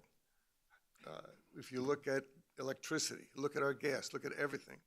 We cannot hit that kind of a number and expect to continue our lifestyle, even modestly, if that is not looked at and perhaps modified to either phase it in over a longer period of time.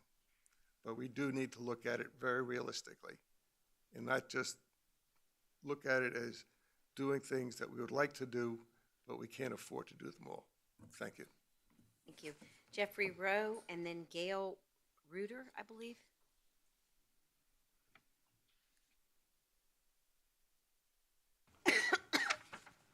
Jeffrey Rowe. I think you're next. Thank you. And then Patrick Shaver. Good evening. Thank you very much for listening to all of us. My name is Gail Reuter. I'm at 112 Killarney. I'm a resident here over 11 years. I agree with everything that everyone has said about the tax increase. I've lived in a lot of different areas and I have never received, I received personally almost 30% increase. And when I contacted the assessor's office and spoke to him, he told me, and straight from his mouth, he said he's fairly new and he doesn't know what happened over the last 11 years with no one ever checking or raising the values of the home or increasing the taxes at that point. So I honestly do feel that someone has not, done their job diligently, and we're suffering now for 30 to 50% raise and increase. And I think there's a majority of people in this county that are retirees that are on a fixed income. So I would hope that you would consider this and to, look at everything to see who actually messed up and try not to put it all on us. And, an increase, I get it. The houses have increased in value. But 10%, I agree with the gentleman prior. I think that's a fair assessment, an increase. But anything over that, I think is a big piece to swallow for a lot of people. So thank you very much and have a great evening. Patrick Shaver, and then Jim Rooney. Good evening. I'm Patrick Shaver at 4304 Edward Harrington Road, Jamestown District. I'm a retiree, like a lot of the folks that have been up here, and I understand that costs go up. And so, I know costs are going to go up, the budget's going to go up. But I think it's not the assessment amount, it's keeping the tax rate higher and not lowering it to be a reasonable amount. All our costs are going up for everything we're paying. I understand that. And I don't have the money to cover it with the on the fixed income I have, so I have to give up something. But you need to keep it a reasonable amount, like halfway in between the low and the high. And that's all I have to say. Jim Rooney, and then Lenny Burrell. Hi, good evening. My name is James Rooney. I live at 1307 Queens Crossing in LaFontaine community. I've been an 18-year resident of the county. In LaFontaine, I'm the president of the HOA. Okay, we have 160 owners and their families. Several of the owners have been there for full 26 years since the community started. The average age of the community is now 65% are over 60 years old. The majority are in fixed incomes. As a community, we are privately owned. We have our own streets, our own street signs, our own fire hydrants. We have our own parking lot lighting. Those we all pay as a community under our HOA fees, and we have our own board that goes through all that process. We pay for our water and sewer repairs also on top of that. We do not pay, the individuals pay for their own water bills and sewage charges that go in that we saw earlier today. There's no issues with that, but we pay for all that. We also pay for our own trash pickup, but everybody else county pays for their own also, which I would like to add. I understand that there's a possibility, there's some talk about the county going to their own trash pickups, which I would like to just say, think that about clearly what you plan on doing in a couple of years with the trash pickups if you want to go to one county pickup. Our assessments last month, the average minimum assessment was 32.5%. My personal one was 34.7%. Granted, 34%, it's not that much when it's only going to be $400 a year. But when you're on a fixed income again, my wife and I pay just short of $1,000 a month for our Medicare insurance coverages, plans A and plans B, and our supplementals and our prescription and our eyeglasses and our dental. We're now talking about dropping the dental. It just costs too much. So, and it's the same with the rest of our community. We've got the values, we understand the assessments were based on property values of current housing sold. We have a new community called Promenade right next door to us by the Food Lion. That automatically increased their values. Ours went up also. However, in order to take a property that's 26 years old and you don't plan on moving and you don't plan on going anywhere, you have to put money into that property for it to be sold. You cannot sell it with, you know, a white refrigerator that hasn't been replaced. You can't sell it with air conditioning that's not new. So to do all these updates, these properties that are now selling in LaFontaine at prices of $230, whatever the assessments were based on, there's 20 grand put into those. They want new windows, the new owners. They want to see new stainless steel appliances. They want to see all that. They want to see hardwood flooring. They want to see marble countertops. These people that are with our community, they can't afford that, okay? So, you know, that's the reason for me being here. That's all I really want to say. It's mostly, we all had the opportunity to talk about that before the March 29th, 31st date. I tried to go on a website. I got lost track of how to get to the right page to do an evaluation appeal, but that's no problem. You just kind of deal with it. But what we're looking at here is just working through the mill.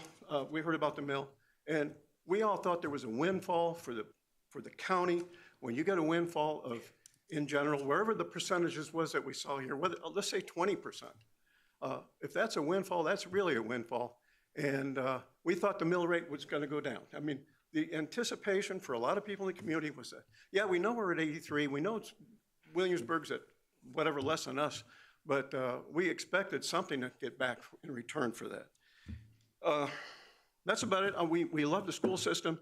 We want the schools to succeed. I want to see the ROTC program established at Jamestown High School. I know they want to do that. I'm all for it. We're all for it. And that's about it. I just want to say also, keep in your prayers the person that passed away in Green Springs on Sunday night in a fire. So, but he's a longtime resident here. Thank you. Lenny Burrell, and then Karen Daly.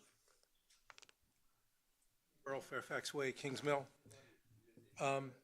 Williamsburg, by the way, has a tax rate of 59%, which is significantly lower than ours, in follow-up to the previous speaker. I believe that our assessments, property values, really are artificially high. We had a situation of the pandemic and unrest in cities, and it's a supply and demand issue. A lot of people came from Northern Virginia, other cities. They're coming here, they're going to other nice areas, just like James City County. So when you have a situation like that, you do need to adjust those property rates. You need to bring them down. The irony is that if you keep the property rates high and you keep the assessments artificially high, you're actually going to lower property values by doing that. Because when people look for a home, they look to see what their monthly budget is. And part of that budget is going to be not only what the property taxes are, but it's also going to be home insurance. And when assessments go up, it costs you more to insure your property for replacement value. So if the budget is fixed for a homeowner or a prospective homeowner, then they're going to have less to pay for the home because they're paying more in property taxes and more in insurance. So basically that's what I want to say, but also just look at York County, Gloucester, the city of Williamsburg. They're all at a lower rate. And we do need to lower our rate easily into, maybe about 0.7, 0.73, something like that. That would make it much more feasible, and that would keep everything at a more steady cost moving forward. And we do also have to realize that there is inflation out there also, and high mortgage rates. And that's another reason for these artificially high assessments, Because I believe when the assessment process started, mortgage rates were low. So now that mortgage rates are about 7%, we're getting into that monthly budget again, and people are going to have less to spend on a home when they're looking for their new homes. Thank you. Karen Daly and then Ann Kelly. I thank you for hearing. Hi, I'm Karen Daly. Karen Daly, 2902 John Proctor. Thank you so much, Karen Daly, 2902 John Proctor. Thank you for hearing from me. I'm from California. I've been a resident here for 5 years, and I have never seen an increase of this kind from where I come from. We do have Prop 13, and it helps those people who stayed in the house for a long time not to have to deal with these there's just such a high increase in the property taxes. Now, I know personnel is like 80% of your cost, but I don't see anyone in the school system getting a 30% raise. I know healthcare is expensive, but I'm not seeing that being passed on to the schools. I do see capital improvements increasing of 60,000. I don't know if that's a sports complex or what, but my question is, how are these people on a fixed income? How are these families who don't have the money, do not have raises? They're in just as bad of a situation. We're all feeling the squeeze. We all understand it. You guys understand it. I know you're feeling it too. I know it's hard to make ends meet, but please consider the fact that this is a really big ask. It's going to be really hard for a lot of the families and a lot of the retirees. Thank you so much. Ann Kelly and then Digby Solomon. Good evening. My name is Ann Kelly. I live at 129 Mahogany Run in Ford's Colony.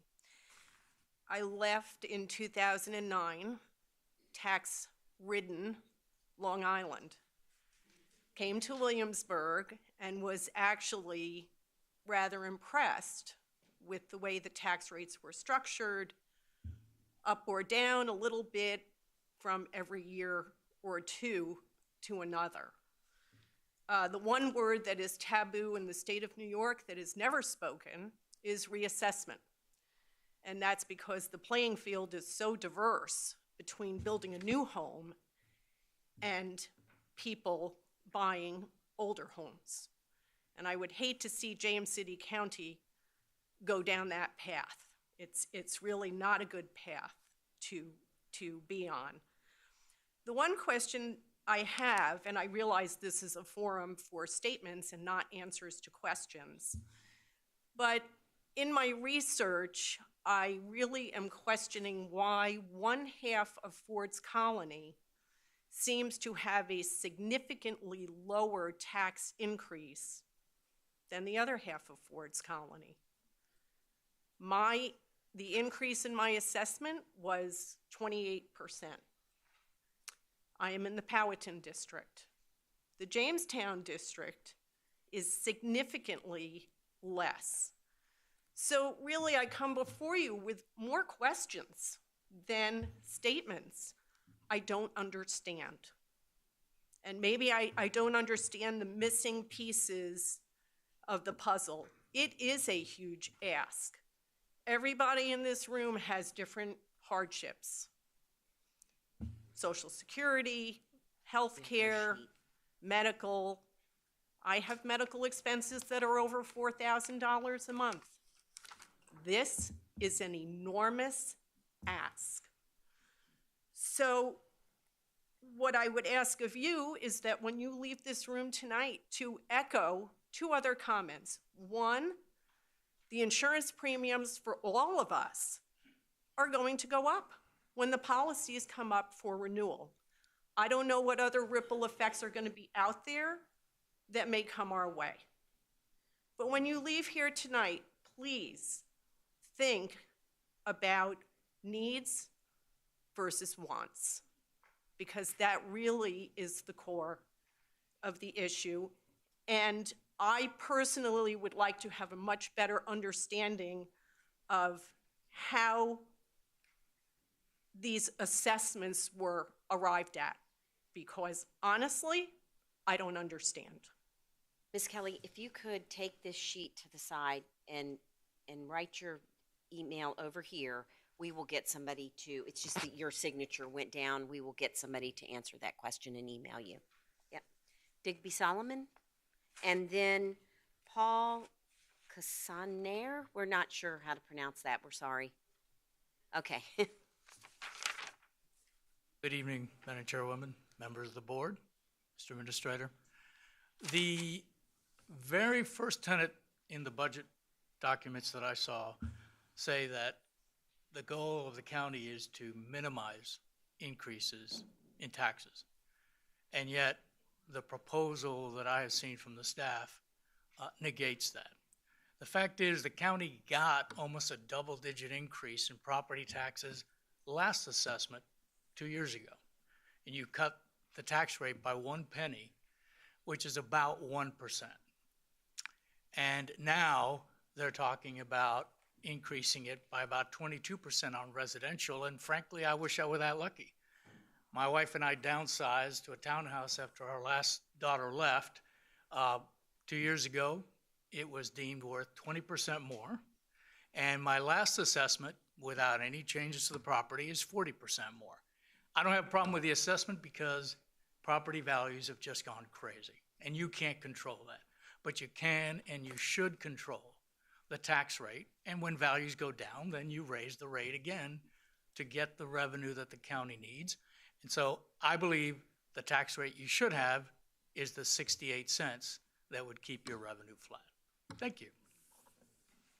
Paul, and then Karen, and I'm very sorry. I can't read your writing for your last name. I'm sorry, but 1801 Old Woods Court? Okay. Paul Casanave from 3012 Ridge Drive up in Stonehouse. We have a diverse population in Williamsburg, in James City County. We have a lot of hospitality workers. We have workers that are retired. And I honestly, I don't see how some of these, I was in hospitality. I don't see how some of these folks make it because we're only busy, really, from March to the end of the year. So we got 3 months that, I mean, I used to starve. So it just feels like when we got Long Islanders in New Jersey and Californians complaining about the tax rate here in Virginia. Something ain't right. So, I mean, we've already priced ourselves out of a significant amount of revenue with the historic triangle tax because everybody else in this area in around James City is charging 6%. We're charging 7.5%. In the business I'm in, we probably have one of the largest parts buyers of about $10 million as a customer, and I can tell you where they're not buying them is right here. They're going to go to Richmond. They'll go to any other store besides the one in James City County. So I don't know if you guys are trying to tax us out of our homes. You're still going to have to fight the banks for them. So think about it. Why do we have to pay $1,000 on personal property tax for a vehicle that's paid for? When you buy a gold bar for $50,000, do you have to pay personal property tax every year? I just don't get it. So we, the people, have had a bellyful. Karen, and then Lori Carninas. Thank you. Thank you. Karen Lahive, 1801 Old Woods Court. We're actually the first person on Old Woods Court. I don't know what the other 1,800 people did, but we're 1801. I think most of what I'm going to say has been said, and I went to the community meetings and listened to Administrator Stevens and talked about how you couldn't retain people in working, and I can get that. No one can retain people anymore. Before the pandemic, the average duration of employment in the United States was 3.5 years. Now that's different in municipal employees because there's more benefits associated with municipal employees, but I suspect that that's not all that different. And everyone has the problem.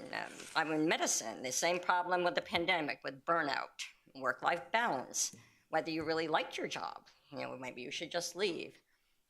Maybe you'd like to work from home. As a doctor, that was a little hard. I couldn't work from home from the ICU. I went to the ICU. But I think that it's a universal problem, and we're not going to solve it.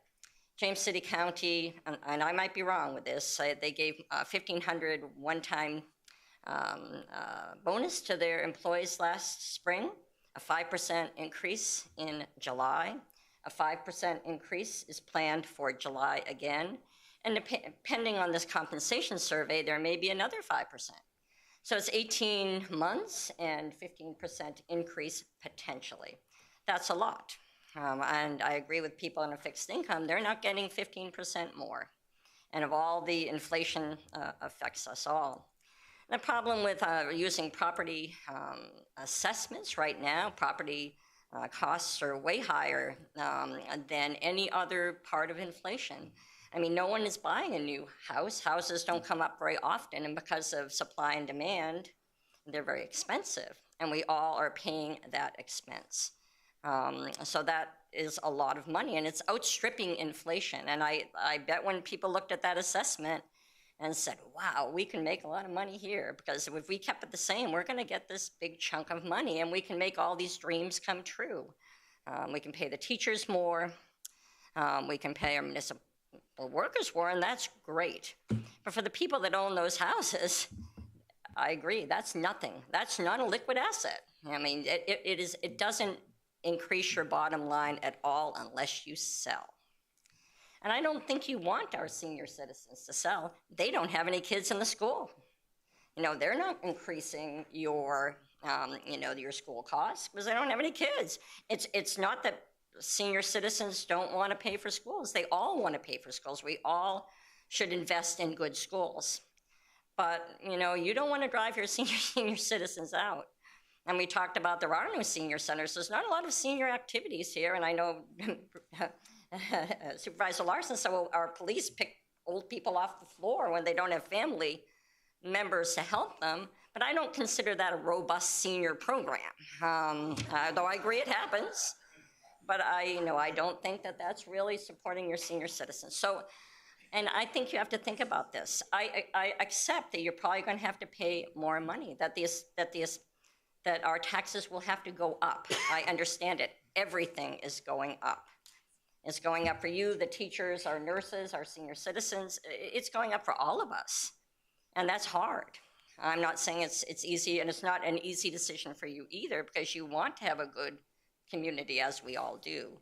But I think in the long run, you're going to have to compromise on it. You're going to have to decide, maybe that 0.83 is not what it's supposed to be. Maybe the 0.68 is not what it's supposed to be. Maybe it's going to have to be some sort of compromise in the middle.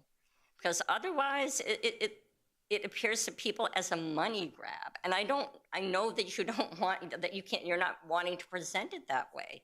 But for many people in this audience, it's appearing as a money grab. And I don't want Williamsburg, which I am happy to be a resident here. I don't want to have the community administration looked at like that, and they shouldn't be. I think you're really hardworking, uncompensated people. You do this all out of the goodness of your heart. But it's a hard job. But I think you really have to respect the people that live here. And I don't think the budget as outlined is really respectful of your citizens. That's it. 10 seconds. Lori Cardenas. Thank you. And then followed by Betty Brown. Thank you. My name is Laurie Cardenas, and I live at 5355 Rockingham Drive, Williamsburg, Virginia 23188 in Scotts Pond. And I too got a tax assessment, big increase, and that to me, I know that is a big problem, and it's a problem for us too. But the bigger problem is for me personally. I came here to talk today about the schools and the budget, and thank you for supporting us. And I have some documentation that I would like to give to you from the VEA, which is the Virginia Education Association, just talking about funding and how our required local effort Like, I know you guys really help us fund what the state doesn't fund. So I am, let's see, I've been a speech pathologist for 28 years. I've been working in the school system here.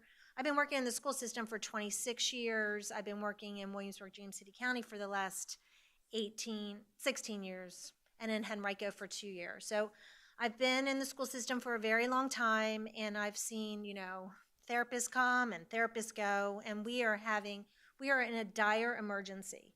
I mean, we are in a dire emergency, and I know that might sound funny or like kind of crazy, but it is an emergency because there are kids out there that are not getting services that they need. We have been down 4 speech pathologists this whole entire year. I've been doing the job of 1.5 therapists. My caseload is 30 students over the state limit, and I work nonstop. When I am not at school working until like 5:30 and I see everybody leaving, and I go home and I'm not typing an IEP or a report, I feel guilty. So I am working like as much as I can possibly work. And I have been doing this, and I love it. I love my job. I love helping the kids, but we have such a need right now for therapists, and it's not just speech pathologists, it's occupational therapists, physical therapists. We cannot keep them. We cannot talk them into staying. I have begged them to stay. I've joined the WJCEA trying to, you know, get more funding. I've tried everything, and I just want the whole community to know that we are in a terrible situation right now because we're down 4 therapists. It was 4.5 all year. We paid a boatload of money to get a couple contractors who didn't even want to do it, and they quit halfway through anyway. So then we were back to just like there's 4 or 5 of us who are so over our workload, our caseload limits, state mandated limits, but we keep trying and we keep trying and we keep trying. But there's so many of my friends that are just quitting and giving up or getting a side job and can make twice as much doing what we're paying. It's, you know, it's not just about the money, it's about trying to retain people. It's over and over that we have a therapist come. I've worked at Norwich Bright Beginnings for the last 14 years, preschool. I love it. It's an amazing program. And we need at least 1.75 therapists there at that school, and I'm doing it totally by myself, and I also take care of the Head Start population in this area because we're mandated to do that. So every year I would get a new person, and they would come and they would help, and they would stay maybe a year or 2, and then they leave. So it's just over and over training new people over and over and over. And I don't even know, like we're still down 4.5 just speech pathologists, and they're still, I know that there's going to be even more leaving. So I can't even like beg them to stay. We can't even match salaries around the area. I just don't even know what to do.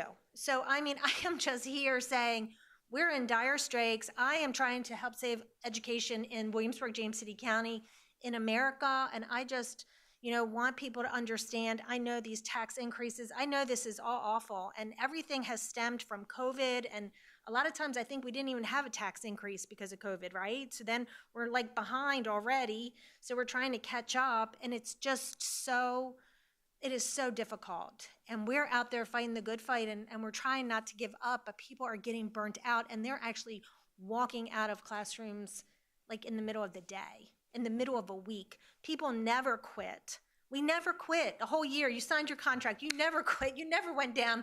You went down with the ship, man. You never walked out before June. But people are doing it now, and we're desperate. We don't know what to do. Betty Brown and then Chris Henderson.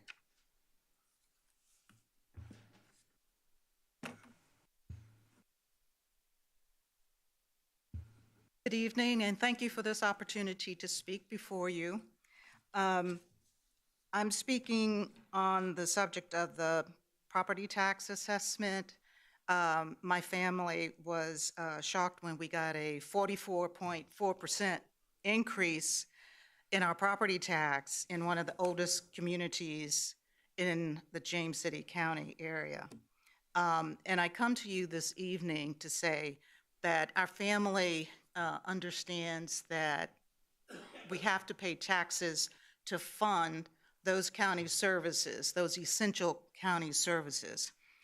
What I was surprised to find out is that you don't have some sort of methodology that would trigger a phase-in process, whereas over a period of years, say maybe 2 or 3 years, if the tax assessment, say, went over 25%, that maybe the first year it might be 12%, the next year it might be 13%. So you could phase it in, and that bite is not so onerous, not so harmful in that first year. It's going to be a challenge to come up with, close to $1,500 tax increase for this year. But I want to ask you all to please consider looking at your methodology for imposing tax increases, not just doing it all at once, but phasing it in so it's not so burdensome for your citizens. Thank you very much. Chris Henderson?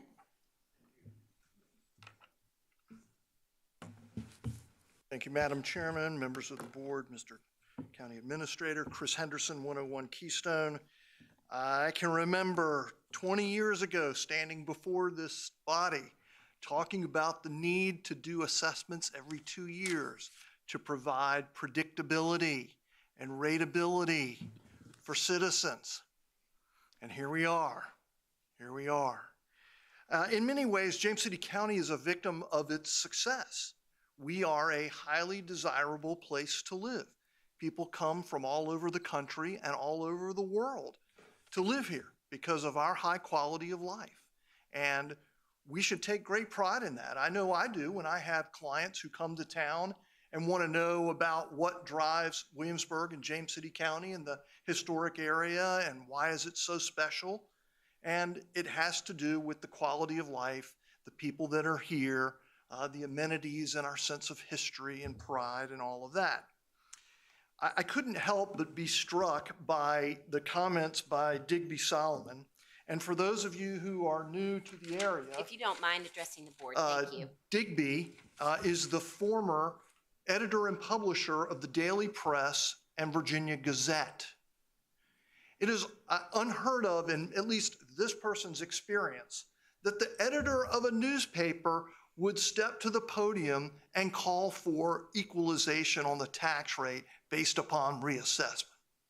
I've never seen a newspaper publisher who didn't like a good tax increase. And here we've got one that says not only no, but we want you to go back to the budget that you had. Where is Digby now? Why isn't he in the pages of the Daily Press and Virginia Gazette expressing his viewpoint? All right? It's about choices, and we've got some tough choices to make. And you've heard tonight from your constituents, many are not here. The working people are not here because they're trying to slay the dragon to keep their heads above water. And those are the people that I worry about, the people who live on the margin. We have no affordable housing in James City County. And this tax increase or the assessment increase, it's going to be passed directly on to renters. So the rent that was $1,000 a month, it's now going to be $1,100. Where's that extra $100 going to come from? The landlord's got to pay it, so the tenant's got to pay it. So my question, I guess, challenge for staff is the people that are most vulnerable, those that are on fixed income and those that live at the margin, significantly below the average household income. What can be done in terms of strategies to abate the increase? So if you said the first $50,000 of your assessed value was eliminated from taxation, and if your home, if you're an owner occupant in a $350,000 home, you're not living large. You're not in Ford's Colony. You're not in Kingsmill. You're not in Governor's Land. You're in probably a rural area on well and septic, and your bill just went up $600 a year. Well, what can we do to help those people? Those are the people that make this community work. Those are the people who staff our restaurants, who work for our small businesses, and who can make it happen. People who live in million-dollar homes, not so sympathetic. You know, that's the cost of having a nice retirement. So let's think about what happens to the people who are on the margin. All right, thank you. That concludes, closes our public hearing, and I believe we will take a.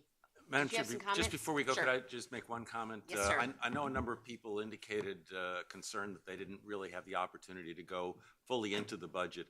I would point out that the full budget is located on the county website. It's 250 pages. It has a lot of historical data in it, as well as a comparison of what was in last year's budget, this year's proposed budget, and a plan for the following year, so that you can actually see what the expenditures are in great detail and each of the individual components of the budget. So I just wanted to point that out. And also to mention that I think there was a comment about the capital improvement budget increasing this year. It actually is decreased from what was included in the capital improvement budget from last year, but that's the way capital improvement budgets go. They go up and down depending on what happens to be funded in that particular year. Thank you. All right, the public hearing, we've closed the public hearing. We'll take a 5-minute recess.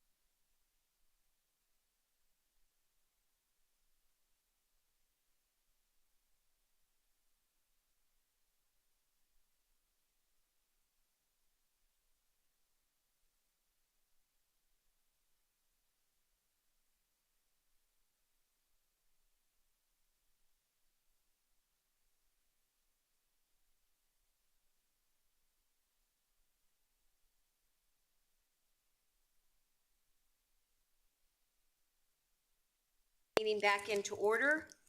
And we have a public hearing, HW 23-0001, Ford's Village Retirement Center height waiver. Ben, you're here to give the staff report. Good evening. Good evening. Thank you, Madam Chair and members of the board. Mr. Christopher Fermel of Fermel Architects LLC has applied for a height limitation waiver to permit the construction of a building associated with the previously approved Continuing Care Retirement Center at 3889 News Road to exceed the 60-foot allowable height in the zoning ordinance by 8 feet. The subject building is proposed at 3889 News Road, is zoned R4 Residential Plan Community District with proffers, and is designated low-density residential on the adopted 2045 Comprehensive Plan. A height waiver is required because the proposed structure exceeds the 60-foot height limitation imposed by the R4 zoning district. Staff finds that this proposal meets the 6 criteria for the approval of a height waiver found in section 24-286 of the zoning ordinance, and that the proposed conditions will mitigate any impacts to surrounding properties and development. Staff also finds that this proposal is compatible with surrounding zoning and development and is generally consistent with the 2045 Comprehensive Plan and zoning ordinance. Taking all factors favorable into account, staff recommends that the Board of Supervisors approve this application subject to the proposed conditions. I'd be happy to answer any questions you may have, and the applicant's available as well. Thank you. Thank you. Are there any questions? All right, seeing none, we will open the public hearing. Are there any cards this evening? We will close the public hearing. With that, I'll look to the board for discussion and or a motion. I have a question. Knowing that the height waiver was already in, and now we're asking to adjust it. I know we had the same thing on Ford's Road with steeples or structures on top of a barn, and we said, well, we didn't want to go over that height limit, and now we're going to go over the height limit.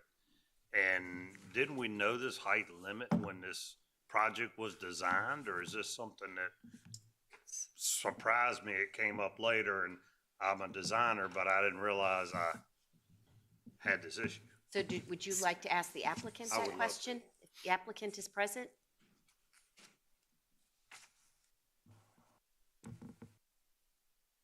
Of the board, my name is Graham Corson. I work for AES Consulting Engineers. For full disclosure, I'm not the architect on this. We're actually the site engineer. But I guess the answer to that question is yes, the height waiver and the height limit was known at the design time. The only thing that goes above that height is the chimney. So we've performed a balloon test to show that even at the height, you can't see it from the roadway around there. I believe that's what the report says. But to answer your question, yes, the height limit was known. But for a product that they want to do, the chimneys do go slightly above that. Now, I know in Ford's County, they've got to have a chimney on everything. I think they put chimneys on roadways. Nothing against them. I think the Santa's got to have somewhere to go. Yeah, definitely. Are those chimneys fake? They're just facades, or are they a necessary item to? They are real. They will be used. I don't know that all of them are real. I'd have to check with the architect on that, but I know that they do have fireplaces proposed within the building. Okay, and the architect isn't here today? The architect is out of town. He, actually works out of town, so he's not able to attend.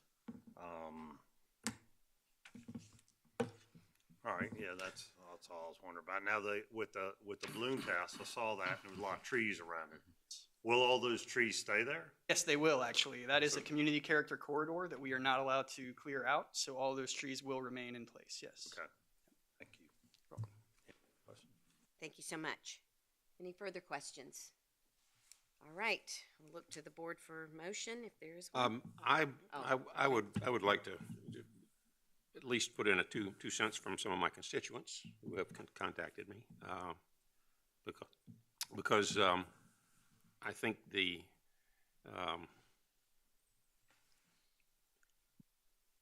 community character corridor, and after the development starts and they clear the trees that are inside the operating area there, there may be a boundary left, but I think it would be very optimistic to think that you're not going to see this thing from News Road. You know, it's unless you go back and replant something that's lower and thicker and permanent, because right now what you have is a lot of scrub pines and stuff. So I had a lot of folks that were more concerned about it from the other side, over in Monticello Woods, because from where this building is, everything behind it is going to be leveled out all the way to the back, because they're going to be building houses back there, 238 single-family homes. And the question I had that I couldn't answer for one of my constituents was, yeah, you probably couldn't see the balloon from his community right now because there are some trees there, but when they get done, you may well be able to see it from his community. You know, I think there's some always the issue of you know, what's it going to look like? Is it really that important that we don't see this thing? Yeah, you know, it just depends on your view of the project. But what really concerns me was the fact that when I read this, it gave me a very clear impression that this was, we want to put these things on because the architecture, colonial architecture, requires that we have some sort of a fireplace. And yet when we built or designed this whole thing from the ground up, we didn't take that into account in keeping it under the 60 feet. And so I'm a little reluctant to deal with an extension for something that, in my mind, although it may be a functional fireplace, is still pretty much aesthetics or decorative, as opposed to ultimately really necessary for the function of the building. So I did want to make sure that I had expressed the concerns of some of my constituents and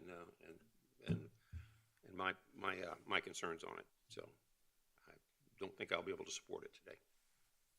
So we didn't go from the, I guess that's a question for Ben.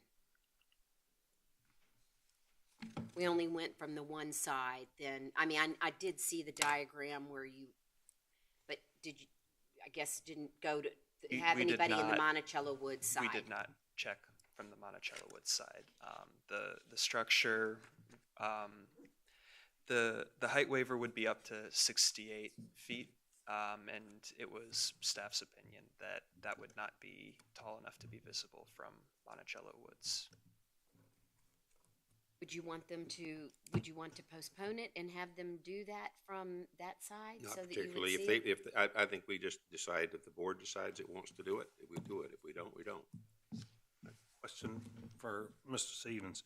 The one on Ford Road that we had the cupolas that were too tall, did we get that taken care of, that now is okay? And Mr. Tripp, I need to go back and check. That was part of the easement that we had on that property, Right. correct? And I don't know that we've had the ability to modify that, but I can verify that for you and let you know. I know that was a challenge because it was restrictive in that property in particular. right, and you know, and I would compare it to this as well, as far as being restrictive to our ordinance over the 60 foot would be the same comparison in my district to having, you know, which Hopke designed the barn and all, beautiful barn, beautiful structure. And, but that height limit, and they realized that later that height limit was, you know, and that was, staff was kind of concerned with all that. And I will get the question of, if we can have it over here, why can't we have it over here if it's only a few feet difference in the two? Paul, is that, you know, I don't know where we are on that one there. So I don't believe we resolved that to allow it there. Again, that was a restrictive easement on that property, and it did not change to my knowledge. But again, I can verify that. I just don't believe we changed that. Okay, because I know that'll That'll be a call tomorrow morning from me. Thank you, sir. I will go back to the only other time that I've had one in my district where we had a height waiver that I can recall was in Newtown, Section 8, where the original proposed developer wanted to put 3 or 4 story, 3-story buildings. It was going to be up to right up to the maximum, and they wanted to put decorative stuff on the top as well, and they wanted to put needed a height waiver for it. And it was one of those where I took a look at it and said, if you stood down at the bottom of the street between these 2 tall buildings, it's going to be sort of like being in Manhattan. And I didn't think it was very appropriate for our community. The board, in its wisdom, decided to give them the waiver. The good news is that the developer went bankrupt, and the second guy came along and put something a lot more reasonable in there. So ultimately, things worked out. But I'm not a fan of height waivers. If we have a height limit, if there's a compelling reason, a really compelling reason why we should have a waiver for height, I'm willing to listen to it.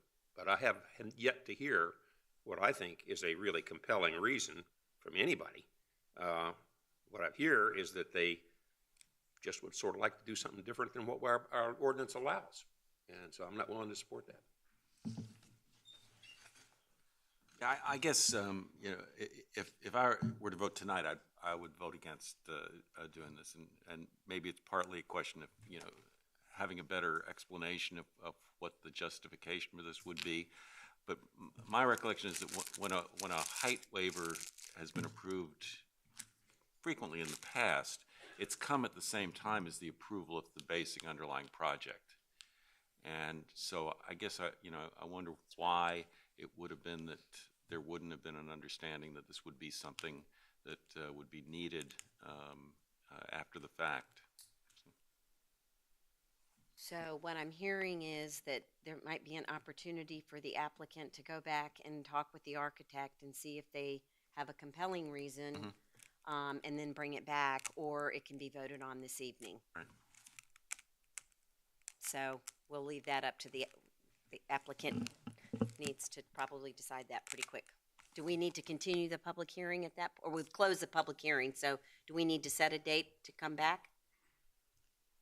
I guess it depends on what the answer is. Yeah, well, you're right. Yeah, sorry, he came up, so. Yes, we would like to. Okay, all right, so that would be. At this point, I mean, some of it depends upon what the application comes back. And so we've advertised a height waiver for X number of feet. If an application comes back and it's significantly different, I would say we'd probably want to re-advertise. At this point, leave it closed and let me see what comes back. And then if we have to re-advertise, we will do that. Okay, we'll do that. Thank you. All right, thank you. So Ms. Larson, you just need to defer that to a date certain. I'm going to defer that to a date certain. Thank you. So do you need that date? Oh, that I need that motion. So you need a motion. I can't just Do sweep we and make that. Do we need to find out from the applicant what kind of time frame they need? I think that he's going to work that with Adam. Why don't we set a time? Yes. And then if we need to move that, we can always do it. I think maybe June. What Mr. Kinsman was saying. Also June 11th. Ask for a postponement to June 11th. Okay, thank you. Mr. Stevens? Ms. Knoll? Aye. Mr. Hippel? Aye. Mr. McGlinnan? Aye. Mr. Eisenhower? Aye. Ms. Larson? Aye. Motion carries. Thank you. That brings us to solid waste collection. Bob Dittman is to give the staff presentation? Or? Correct? I feel like I'm floundering.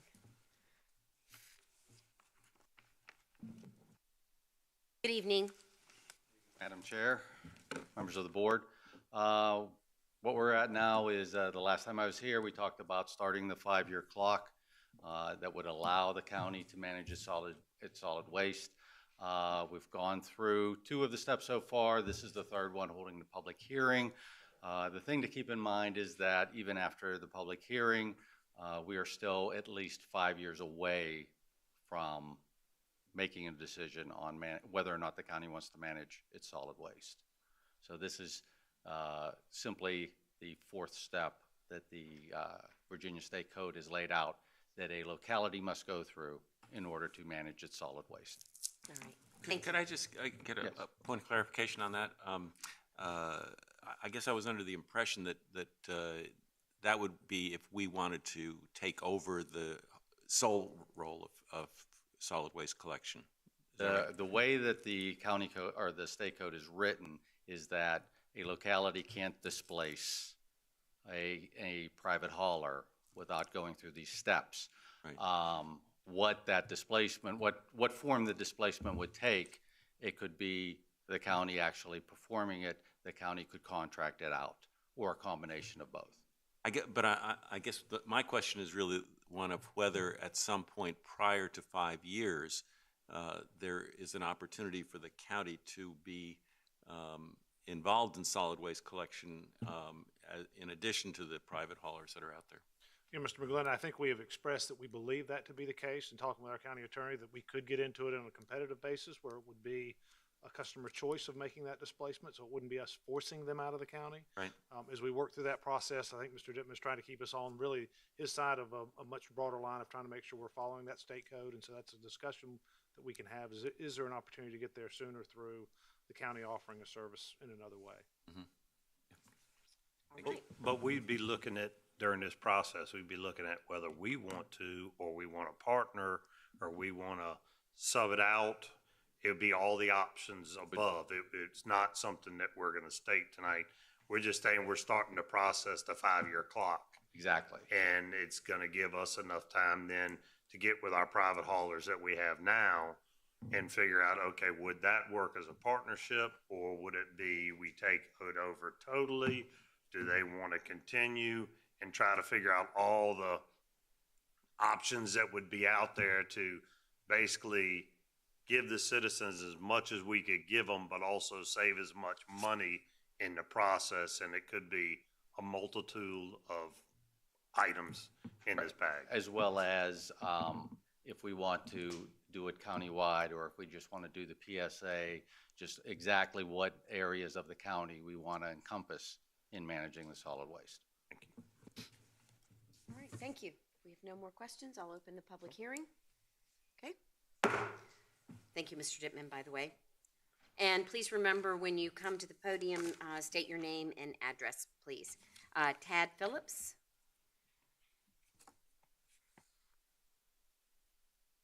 For some real trash talk. Okay, I'm Tad Phillips. I live in Pond Bark Lane. I live in Midlothian, Virginia.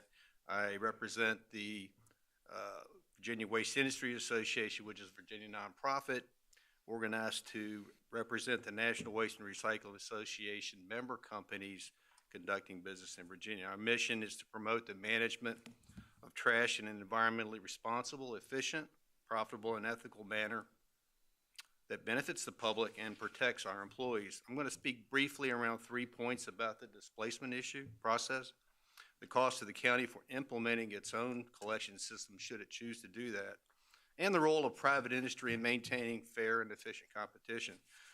The Virginia Waste Industry Association regrets that the county is proceeding with the process of displacing private haulers before considering other options which could be available. VWA does not believe the county is satisfying any of the 4 findings requirement in section 15.2-5121 of the Code of Virginia, which establishes the displacement process.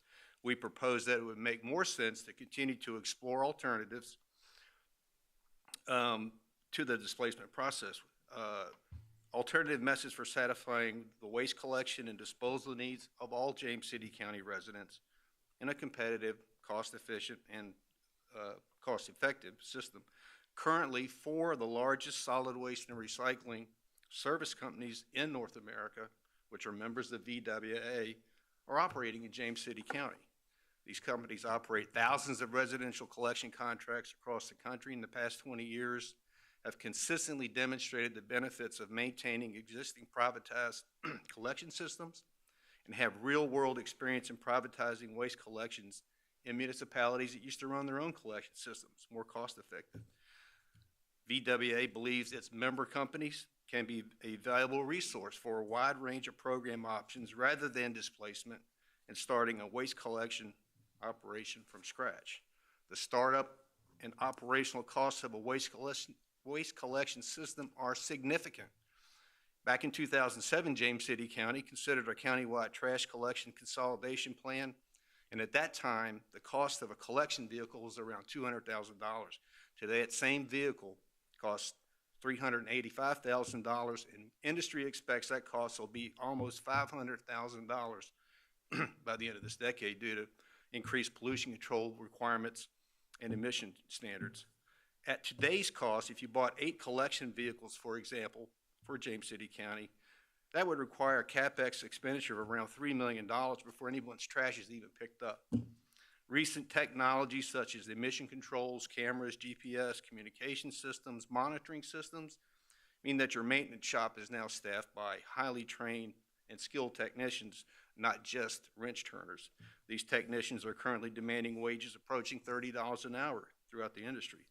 Industry average driver labor costs are $25 to $30 an hour, up around 25% since 2021, when the GBB consulting report was prepared for James City County, with overall cumulative inflation up nearly 18% since 2021, and other costs that impact to those in the transportation industry, such as fuel and labor costs.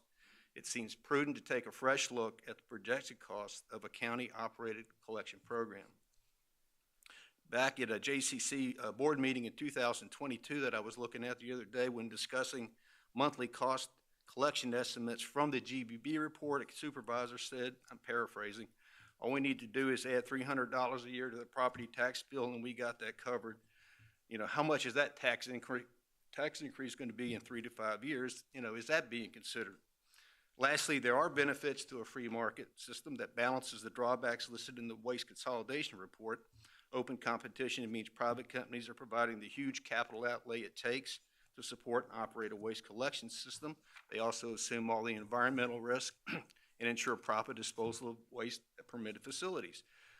Residents can choose a service provider, and they can essentially fire a service provider for service issues or pricing. Under a county-operated system, those options are not available. More importantly, as the overall costs increase for program operations, such as the cost of disposal, which no one controls, the county may simply have to add those costs through the property tax bill. The Virginia Waste Industry Association supports the restrictions of displacement for ensuring residents have the best long-term options for efficient, environmentally safe, and competitive collection. Thank you for your time. Dan C. Esla.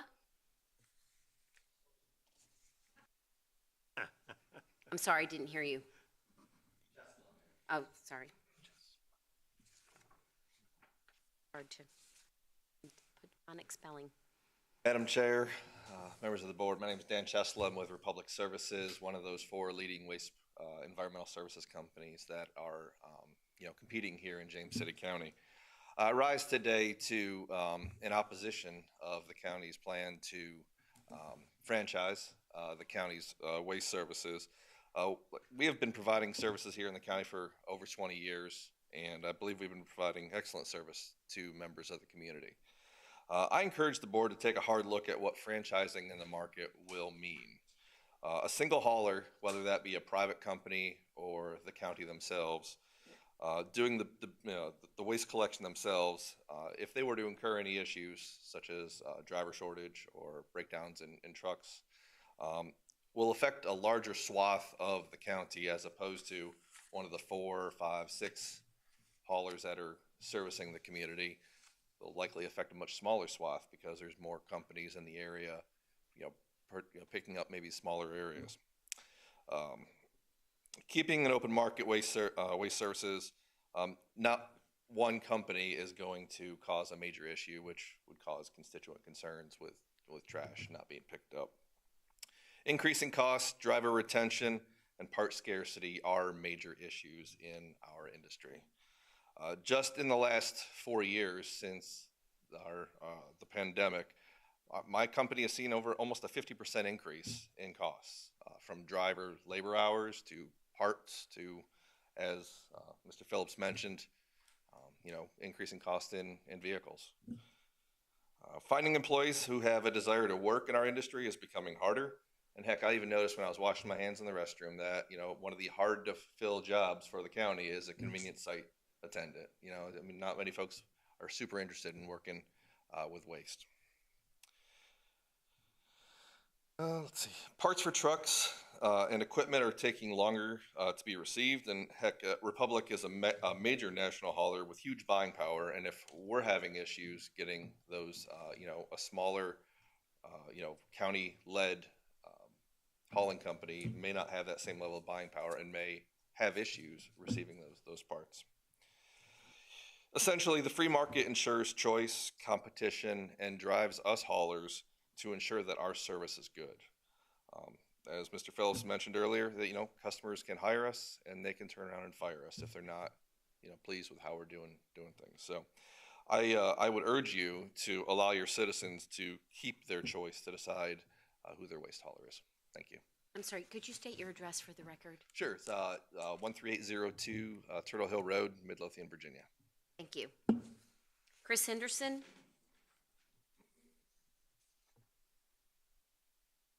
Right. Good evening, Madam Chair, members of the board. Chris Henderson, 101 Keystone. I can't add a whole lot to the two comments, but as a citizen and user of trash disposal services, I actually like the free market and the ability to hire and fire my hauler. I use one of the gentleman's services that spoke and have been well satisfied. Ford's Colony at one time negotiated a blanket contract with a hauler and was able to save some $50 per month for residents, I think was the approximate savings that was then passed through to the homeowners association members. So that was a good thing. So opportunities for co-ops to reduce cost, choice. I know that some of our residents have special needs, and there's haulers who will actually come to somebody's back door to get the trash like they do in the city of Williamsburg. There's some that require the trash to be on the street on a particular day. Well, if you're not in on that particular day, you can find somebody else who'll pick it up another day. And if the county takes it over, then I know I'll have one choice. And if I can't fit in that one box and I miss my day, then that's all it will be for the next week or so. So I would encourage this board not to spend its time looking for additional things to do. My first admonition to this board when I spoke earlier about the budget was let's focus on the things that have to be done. This is not one of them. Thank you. Thank you. Joshua Palmer Jr.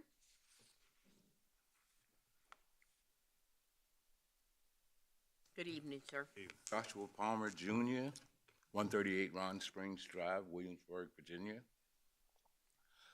I'm a trash man.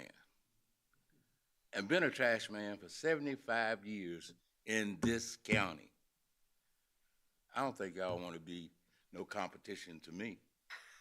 You know, I enjoy picking up trash in James City County. And, you know, like I say, we've been doing it for 75 years and want to continue to do it. Freedom of choice will be nice. I can't take over the whole county, picking up all the trash here in James City County. I'm a small, local trash hauler, and we do great service. I do have a few customers here in James City County. Thank you. Thank you. All right, we have no more cards, excuse me. Close the public hearing, look to the board for a discussion or a motion. So the motion would be to continue the process. Right. I'm going to move to approve the resolution to continue the process. And part of the explanation for that is that I think that if we provide a countywide service, even if that service is contracted through a private hauler, we will significantly reduce the amount of traffic coming through our streets, and more importantly than that, have an impact on public health because of the fact that once we get to that point, we can restrict the ability of people to burn trash in their yards in residential areas. And so I think that it's important for us to continue along this path and in the process have an opportunity to see how we might save our taxpayers some money. This would be to continue just to look at the options out there, as far as I understand it, the options out there, whether we continue like we are, whether there's other better options, whether we maybe divide the county up inside the PSA, outside the PSA, all those options. This is not a vote to say we're taking over trash, but is to see what the best options for the citizens are. Okay. Mr. Stevens, is there any other comments? Okay, Mr. Stevens? Same. Mr. Hippel? Aye. Ms. Knoll? Aye. Mr. McGlinnan? Aye. Mr. Eisenhower? Ms. Larson? Aye. Motion carries. All right, that brings us to the ordinance to permit use of golf carts on public highways in Meadow Lake. Chief Jamison to give the staff presentation. Good evening, Madam Chair. Good evening. Members of the board. As you know, in 2007, the board adopted an ordinance. Excuse me, we still have our meeting going on. Thank you. Sorry. In 2007, the board adopted an ordinance permitting neighborhoods to apply to have public highways in neighborhoods designated for golf cart use. Several neighborhoods currently have roads designated. Mr. Scott May, president of the Meadow Lake Homeowners Association, submitted an application on behalf of the homeowners in the community pursuant to the county code requesting that the board designate streets for golf cart use. The HOA has agreed to pay for the appropriate signage on Meadow Lake Drive. Following careful consideration of Meadow Lake's request and the results of a subsequent traffic study conducted by the police department, staff feels that the golf carts may be safely accommodated along the public highways in Meadow Lake. These roads include Meadow Lake Drive, Thomas Higgs Court, and Oak Lawn Way. Staff recommends adoption of the attached ordinance designating certain roads in Meadow Lake for golf cart use. On a side note, I did meet with Mr. May at his residence, looked at the area myself, and he advised me that he has full support of the entire community out there on Meadow Lake Drive for this ordinance to go through if so approved. Thank you. Thank you. Questions for the chief? Okay. Open the public hearing. Are there any speaker cards? No, close the public hearing. Look to the board. I would like to move this forward for approval. I know that the neighbors out there are, they've been using it a little bit on the streets with the golf carts and all. They wanted to come in compliance and make sure that they were up and above board so they could go from house to house. And it's a very connected neighborhood there, and they spend a lot of time, at each other's houses, and it's a little tight-knit community in that area. So I'd like to approve that. Thank you. Is there any further discussion? Mr. Stevens? Mr. McGlinnan? Aye. Mr. Eisenhower? Aye. Ms. Knoll? Aye. Mr. Hippel? Aye. Ms. Larson? Aye. Motion carries. That brings us to an ordinance to impose a $50 penalty for failure to comply with the traffic light signal. Adam Kinsman to give the staff presentation. Thank you, Madam Chair, members of the board. This is truly a housekeeping amendment. While looking through the county code to see whether we had authority for your next public hearing, I recognized this particular section 13-15 lacked an essential element, and that was setting an actual fee for a red light camera. We don't have any red light cameras in the county. I'm unaware of any plans to have one, but while we were in the county code making some amendments, I noticed that we should probably take care of this one. So I recommend that you adopt this housekeeping amendment to set a $50 penalty for a violation of a red light ordinance. Thank you. Any questions for Mr. Kinsman? All right. With that, we'll open the public hearing. Are there any speakers? We'll close the public hearing. I'll look to the board for a motion and or discussion. Motion for approval. Thank you, Mr. Stevens. Ms. Knoll? Aye. Mr. McGlinnan? Aye. Mr. Eisenhower? Aye. Mr. Hippel? Aye. Ms. Larson? Aye. Motion carries. Thank you. That brings us to an ordinance to impose a $100 penalty for speeding in school zones. Mr. Kinsman. Thank you, Madam Chair, members of the board. During the 2020 session of the General Assembly, a new law was enacted that allows localities to install photo speed monitoring devices in highway work zones and school crossing zones.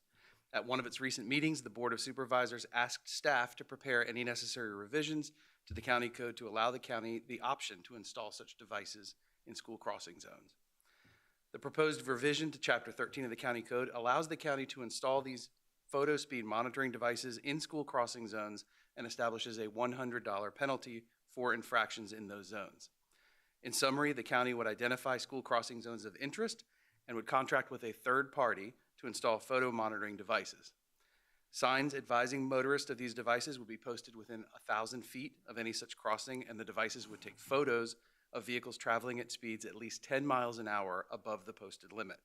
These photos would be reviewed by a police officer to ensure a speeding violation has occurred. A summons is then produced and would be issued by mail to the owner of the vehicle according to DMV records. The cited person could then pay the fine, submit an affidavit that they were not the driver, or appear in court to otherwise contest it. The proposed changes to the county code to establish this program largely mirror that which is in the Virginia Code, and there's little option for change. Should the board wish to begin the process to look at whether you want to establish photo speed monitoring devices in the county, I recommend adoption of the proposed ordinance. I note that Police Chief Jameson is here in attendance and told me he's secretly eager for all your questions. Okay, thank you. Questions? Yes, I have one. Are they of Mr. Kinsman or the chief? Mr. Kinsman. Okay. And I've told the county, or asked county administrator as well. I'm sure this is going to probably go through, and which I would love to see some of the residents and visitors that come through our area slow down in the school zones, especially up on 60. They just through Toanna and Nords. It's you might as well have a checker flag in the school zone. There's a lot of people that fly through that area, but the only thing, some of those school zone signals are not as clear, and so I know we'd have to get with the school system as well, but some of them are old and they're blending in where they are, and I just want to make sure that if we do this, we make sure that the posting and the signals that are out there now, maybe get a little updated or something so you can see them better, because I think some of the residents are not doing it on purpose. Some of them aren't seeing it, because I'll be right beside them and they'll go by me and I'm doing 25 and they're flying down the road. And I think they're not, for some reason, there's a couple of them up in that area that they're not hidden, but just where they are, it doesn't come out and you see it as well. So, I want to make sure our citizens see them and see the information and say, if you go over that speed limit, you're going to get a ticket. We're trying to protect our children. That's what we're all trying to do. So I think some of those need to be addressed. Some of the existing signals, maybe the yellow that's around them or something needs to be highlighted or changed so people see it a little bit better. Will do, sir. And Mr. Triple, you had mentioned that. I have relayed that to the school division. I will follow up and see where they are with that. Thanks, sir. Yes, sir. Are there any further questions? I would just ask the chief if I could, do you get complaints about speeding in school zones? Quite frequently. That's probably the number one complaint we have in our county is speeding, and speeding in school zones would be that as well. Thank you very much. And Madam Chair, if I could just ask, I know that we had a presentation not long ago about the level of speeding, and would you mind just mentioning what that study found in the school zones? We prior to me getting here in July, and then after I got here, there were two different companies that came in and did speed studies in different schools within the county. Several of those schools had, when they were doing the study, it was 11 miles per hour of the speed limit, which is pretty fast in a school zone anyway. Like Mr. Kingsman said, the code requires 10 or over. Several of our schools that were tested had significant rates of individuals speeding through the school zone, and they measured a week, morning hours of the school zone, and then the afternoon hours when the school was let out, and there was some significant speeding issues in many of our school zones that they tested. Thank you. Thank you very much. All right, with that, I will open the public hearing. Are there any cards? Close the public hearing. Look to the board for a discussion and or motion. Push for approval. Mr. Stevens. Mr. Hippel? Aye. Mr. McGlennon? Aye. Mr. Eisenhower? Aye. Ms. Knoll? Aye. Ms. Larson? Aye. Motion carries. Thank you. With that, that brings us to ORD 22-0001, amendments for Scenic Roadway Protection Comprehensive Plan Amendment, Community Character Corridor, and Short-Term Rental Development Standards Revision. Previously deferred. How are you? Good, thank you very much, Madam Chair, members of the board. Good evening. Based on discussions with the board, most recently at your February 27th meeting, the board believes that these particular changes should be indefinitely deferred while some other options are considered and while staff brings back more information. Staff recommends the public hearing on these items be closed. If and when we do bring these back, we would re-advertise them as a public hearing, but otherwise we recommend an indefinite deferral as well. Thank you. Any questions? All right. We do have one speaker card, so we will have that before the public hearing is open. So that is Chris Henderson. I had to be the only one, right? Monticello Avenue at one time was identified as a community character corridor. I know Route 5 is, sections of Route 60. And so I think it's important that we maintain community character in those corridors. What I don't agree with is that there's a one size that fits all, where it used to be the standard that we had wooded buffers that were 50 feet along our major thoroughfares, that we didn't want to see the improvements and the great architecture that was behind it. And what we found is that we were preserving 50 feet of scrub pine that then became diseased, and then half of it died and fell over, and then it had to be replanted like the developer originally wanted to do. So as we think about what we want our community corridors to look like, we should consider what the long-term effect is, look at the existing vegetation, see the type of vegetation that is there, and if it is worth preserving.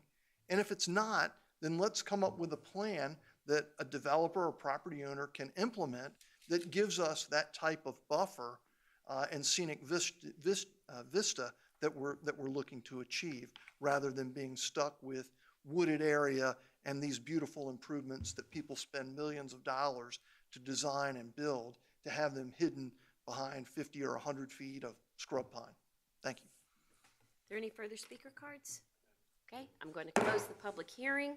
I'm going to look to the board for a motion for the indefinite deferral. Motion to indefinitely defer. Thank you. Any other further discussion? Okay. Mr. Stevens. Mr. McGlennon? Aye. Mr. Hippel? Aye. Ms. Knoll? Aye. Mr. Eisenhower? Aye. Ms. Larson? Aye. Motion carries. We have no board considerations. With that, that brings us to board requests and directives. Ms. Knoll? I have none, thank you. Okay. Mr. Hippel?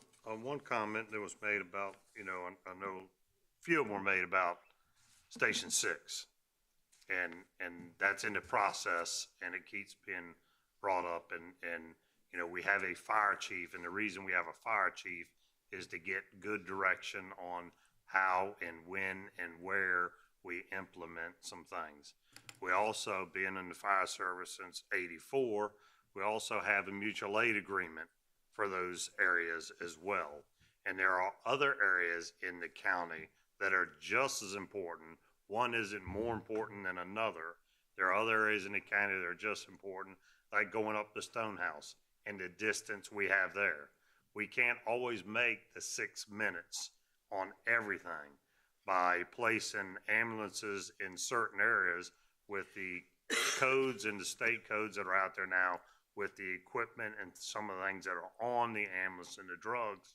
It makes it difficult.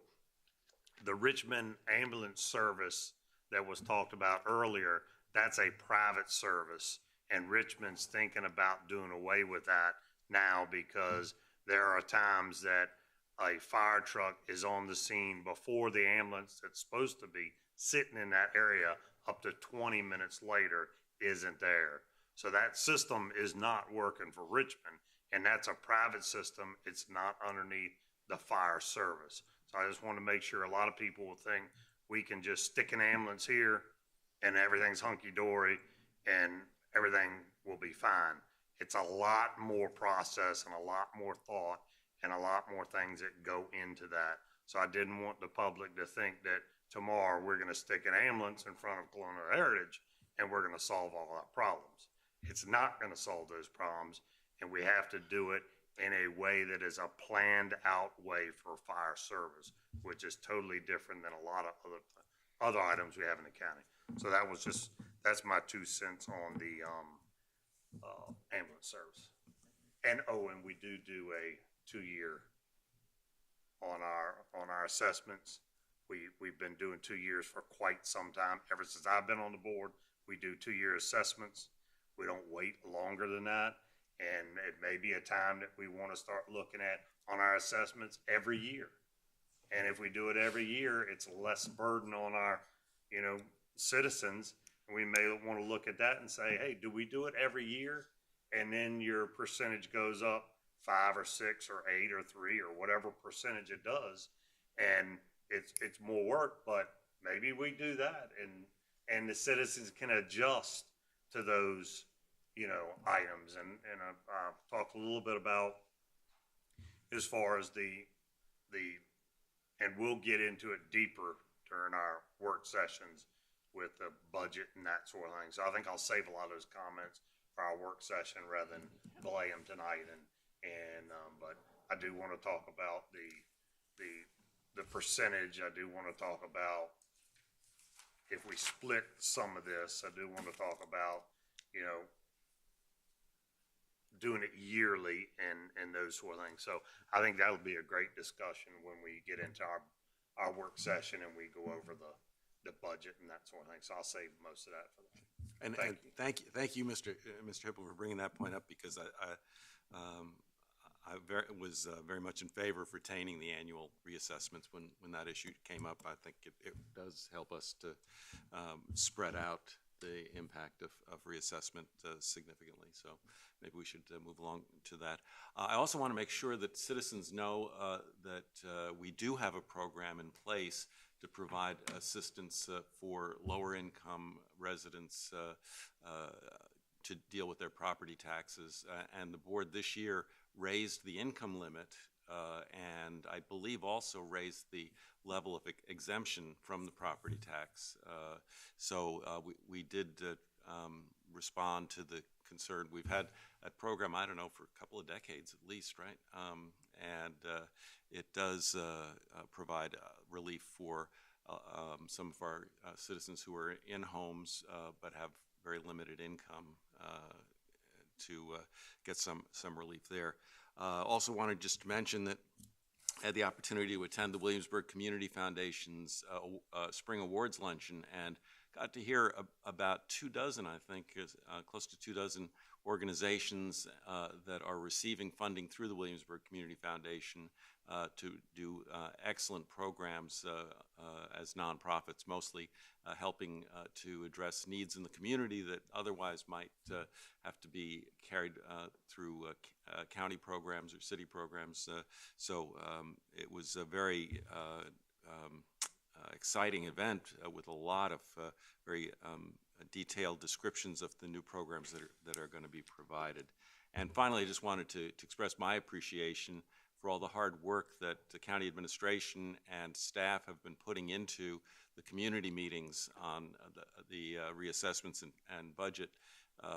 It is really above and beyond that they have been attending all these community meetings. Yes. As have we, and been very responsive to questions that have been raised and sticking around after the formal presentations to answer individual questions from folks for as long as they might like. So thank you for all that. Thank you. I would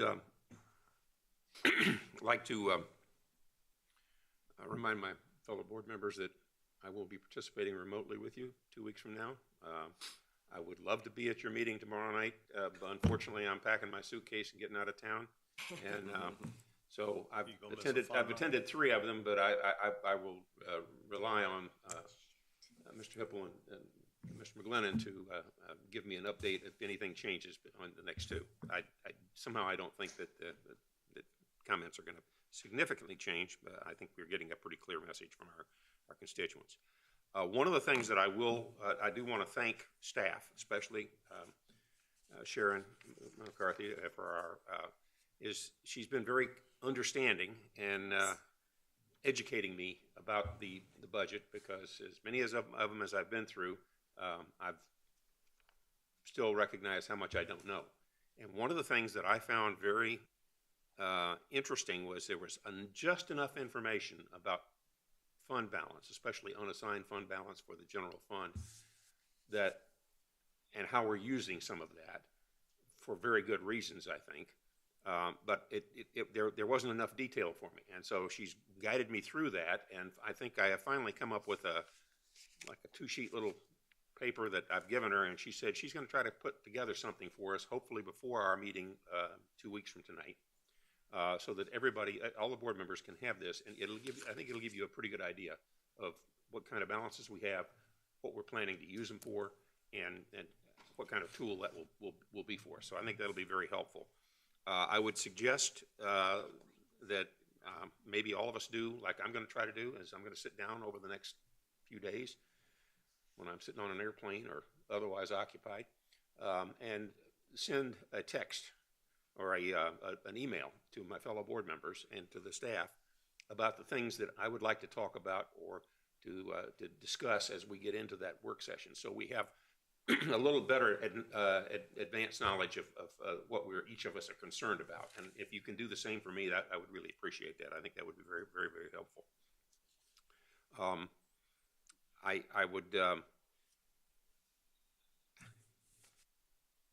would say that the process that we're going to have to go through is going to be challenging, and I've listened to a lot of folks tonight, last few days. They have a lot of very good points, but we also have some considerations that we just basically have to really address problems for the county. So it's going to be a balancing act.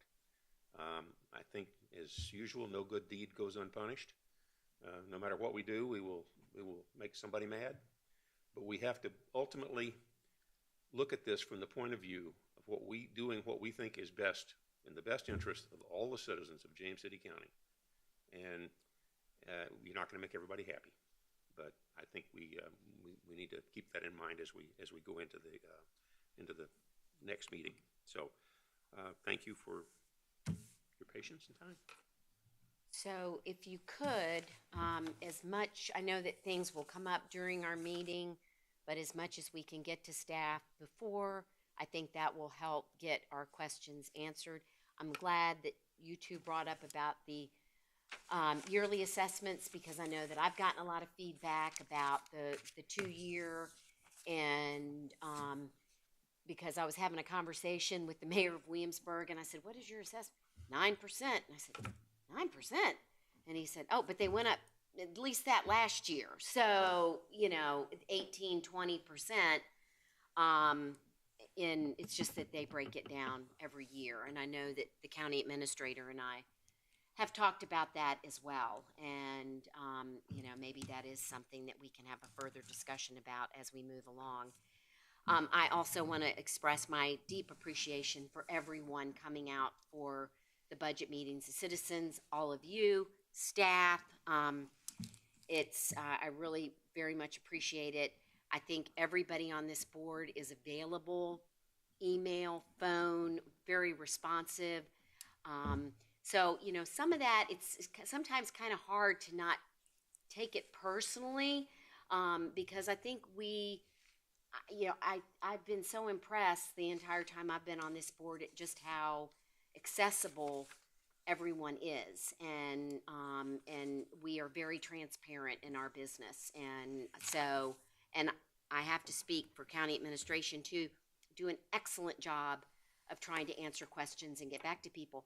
Because you don't like an answer doesn't mean that you're not getting one. So, and I do want to take a moment to say something to our employees, because I think when you sit through and you hear a public hearing like you heard tonight, it can also feel very personal. And so I hope they will keep in mind that It's, you know, for the people that spoke, it's also very personal to them because it's about their money. They don't know the faces that we know, that really do all that they can every day for our citizenry, and I do so deeply appreciate it, and I want them to know that they are valued. So just take a minute to talk about, I think a week ago, or was it back in March? It might have been. I got to participate in a bench dedication, I guess. The Historic Rivers Chapter, Virginia Master Naturalists, donated a number of benches along the Green Springs Trail behind Jamestown High School to make the trail more accessible for, you know, because it's a long trail. And if you don't like long and hard trails, don't do the War Hill Trail. It's a killer. But anyway, if you can just walk a little ways and then have a seat on a bench and rest.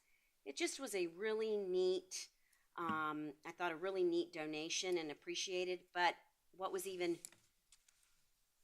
made the day more special is Alex Holloway, who is Parks and Rec, and he's over the Green Springs Trail Park. He said, do you want to see the hawk's nest? And so walked and showed us the hawk's nest. Do you want to go see the owls? And so we all went, you know, Parks and Rec and staff, and they knew all about, it was just really something to see what they knew. And to see the number of citizens that stopped and asked, I wish I knew the name of this very rarely seen bird. And little did I know that there is a Facebook group that when someone sees a bird on the Green Springs Trail or sees something different, it goes out there, and I'm telling you, birders come looking at. We got stopped 3 times asking if we had seen it. I didn't even know that it was existing in our county. So it was so cool, and I'm so appreciative for that experience. And I urge you, if you have not had that opportunity, to go out and see. Because there's things on that I've walked that trail hundreds of times, and I knew none of that was going on. So it was just a really neat day, and I appreciate that. And just a reminder that, again, just one more time, we are in Powhatan tomorrow night at Hornsby, 6 o'clock. Then we are in the Roberts District, 4 o'clock here. And then we have our employee appreciation event on Friday morning. I look forward to that. And then on Saturday, our Williamsburg Youth Baseball League has their opening day. I'm a little nervous because, you know, I know I'm not like George Bush or anything, but, you know, they showed that video of him bouncing that ball. 3,000. I just need one parent with a camera that puts that on Facebook, and it's all over for me. I'll never be able to show my face again. But the young man tonight tried to give me some tips, and I really do appreciate that. So anyway, hope everybody will come out for that. That'll be a great day. So with that, we turn to the reports of the county administrator. Thank you, Madam Chair, members of the board. Just 2 items. I do want to say thanks on the community budget meetings for your time, for our citizens, for our county staff putting it together and getting us out there. I think that is really good for us, or it is for me. I think you all enjoy those interactions. And for our residents that wonder, do their comments and their time matter? It does. It matters to me, and I know it matters to each of you, and trying to balance all that really is the tough job for the board. So I just want to thank you for your participation in that as well. I'd also like to mention our Citizen Police Academy. It's a week away from closing applications, and so I would encourage those that want to know more about our police department that they can call the department at 253-1800. Again, 757-253-1800. The class begins April 24th, runs until July 17th, meets Wednesday evenings. And April 16th is the deadline to submit an application. So you have about a week to get that in if you'd like to. But really good program if you hadn't participated, and would certainly encourage participation in this one or a future Citizen Police Academy. So with that, I'll give it back to you. Well, thank you so much. All right, we have no closed session this evening. With that, I will ask for a motion to adjourn until 6 p.m. on April 10th, 2024 for the budget community meeting at Lois Hornsby Middle School. So moved. Thank you. Mr. Stevens? Ms. Knoll? Aye. Mr. Hippel? Aye. Mr. McGlinnan? Aye. Mr. Eisenhower? Ms. Larson? Aye. Motion carries. We're adjourned.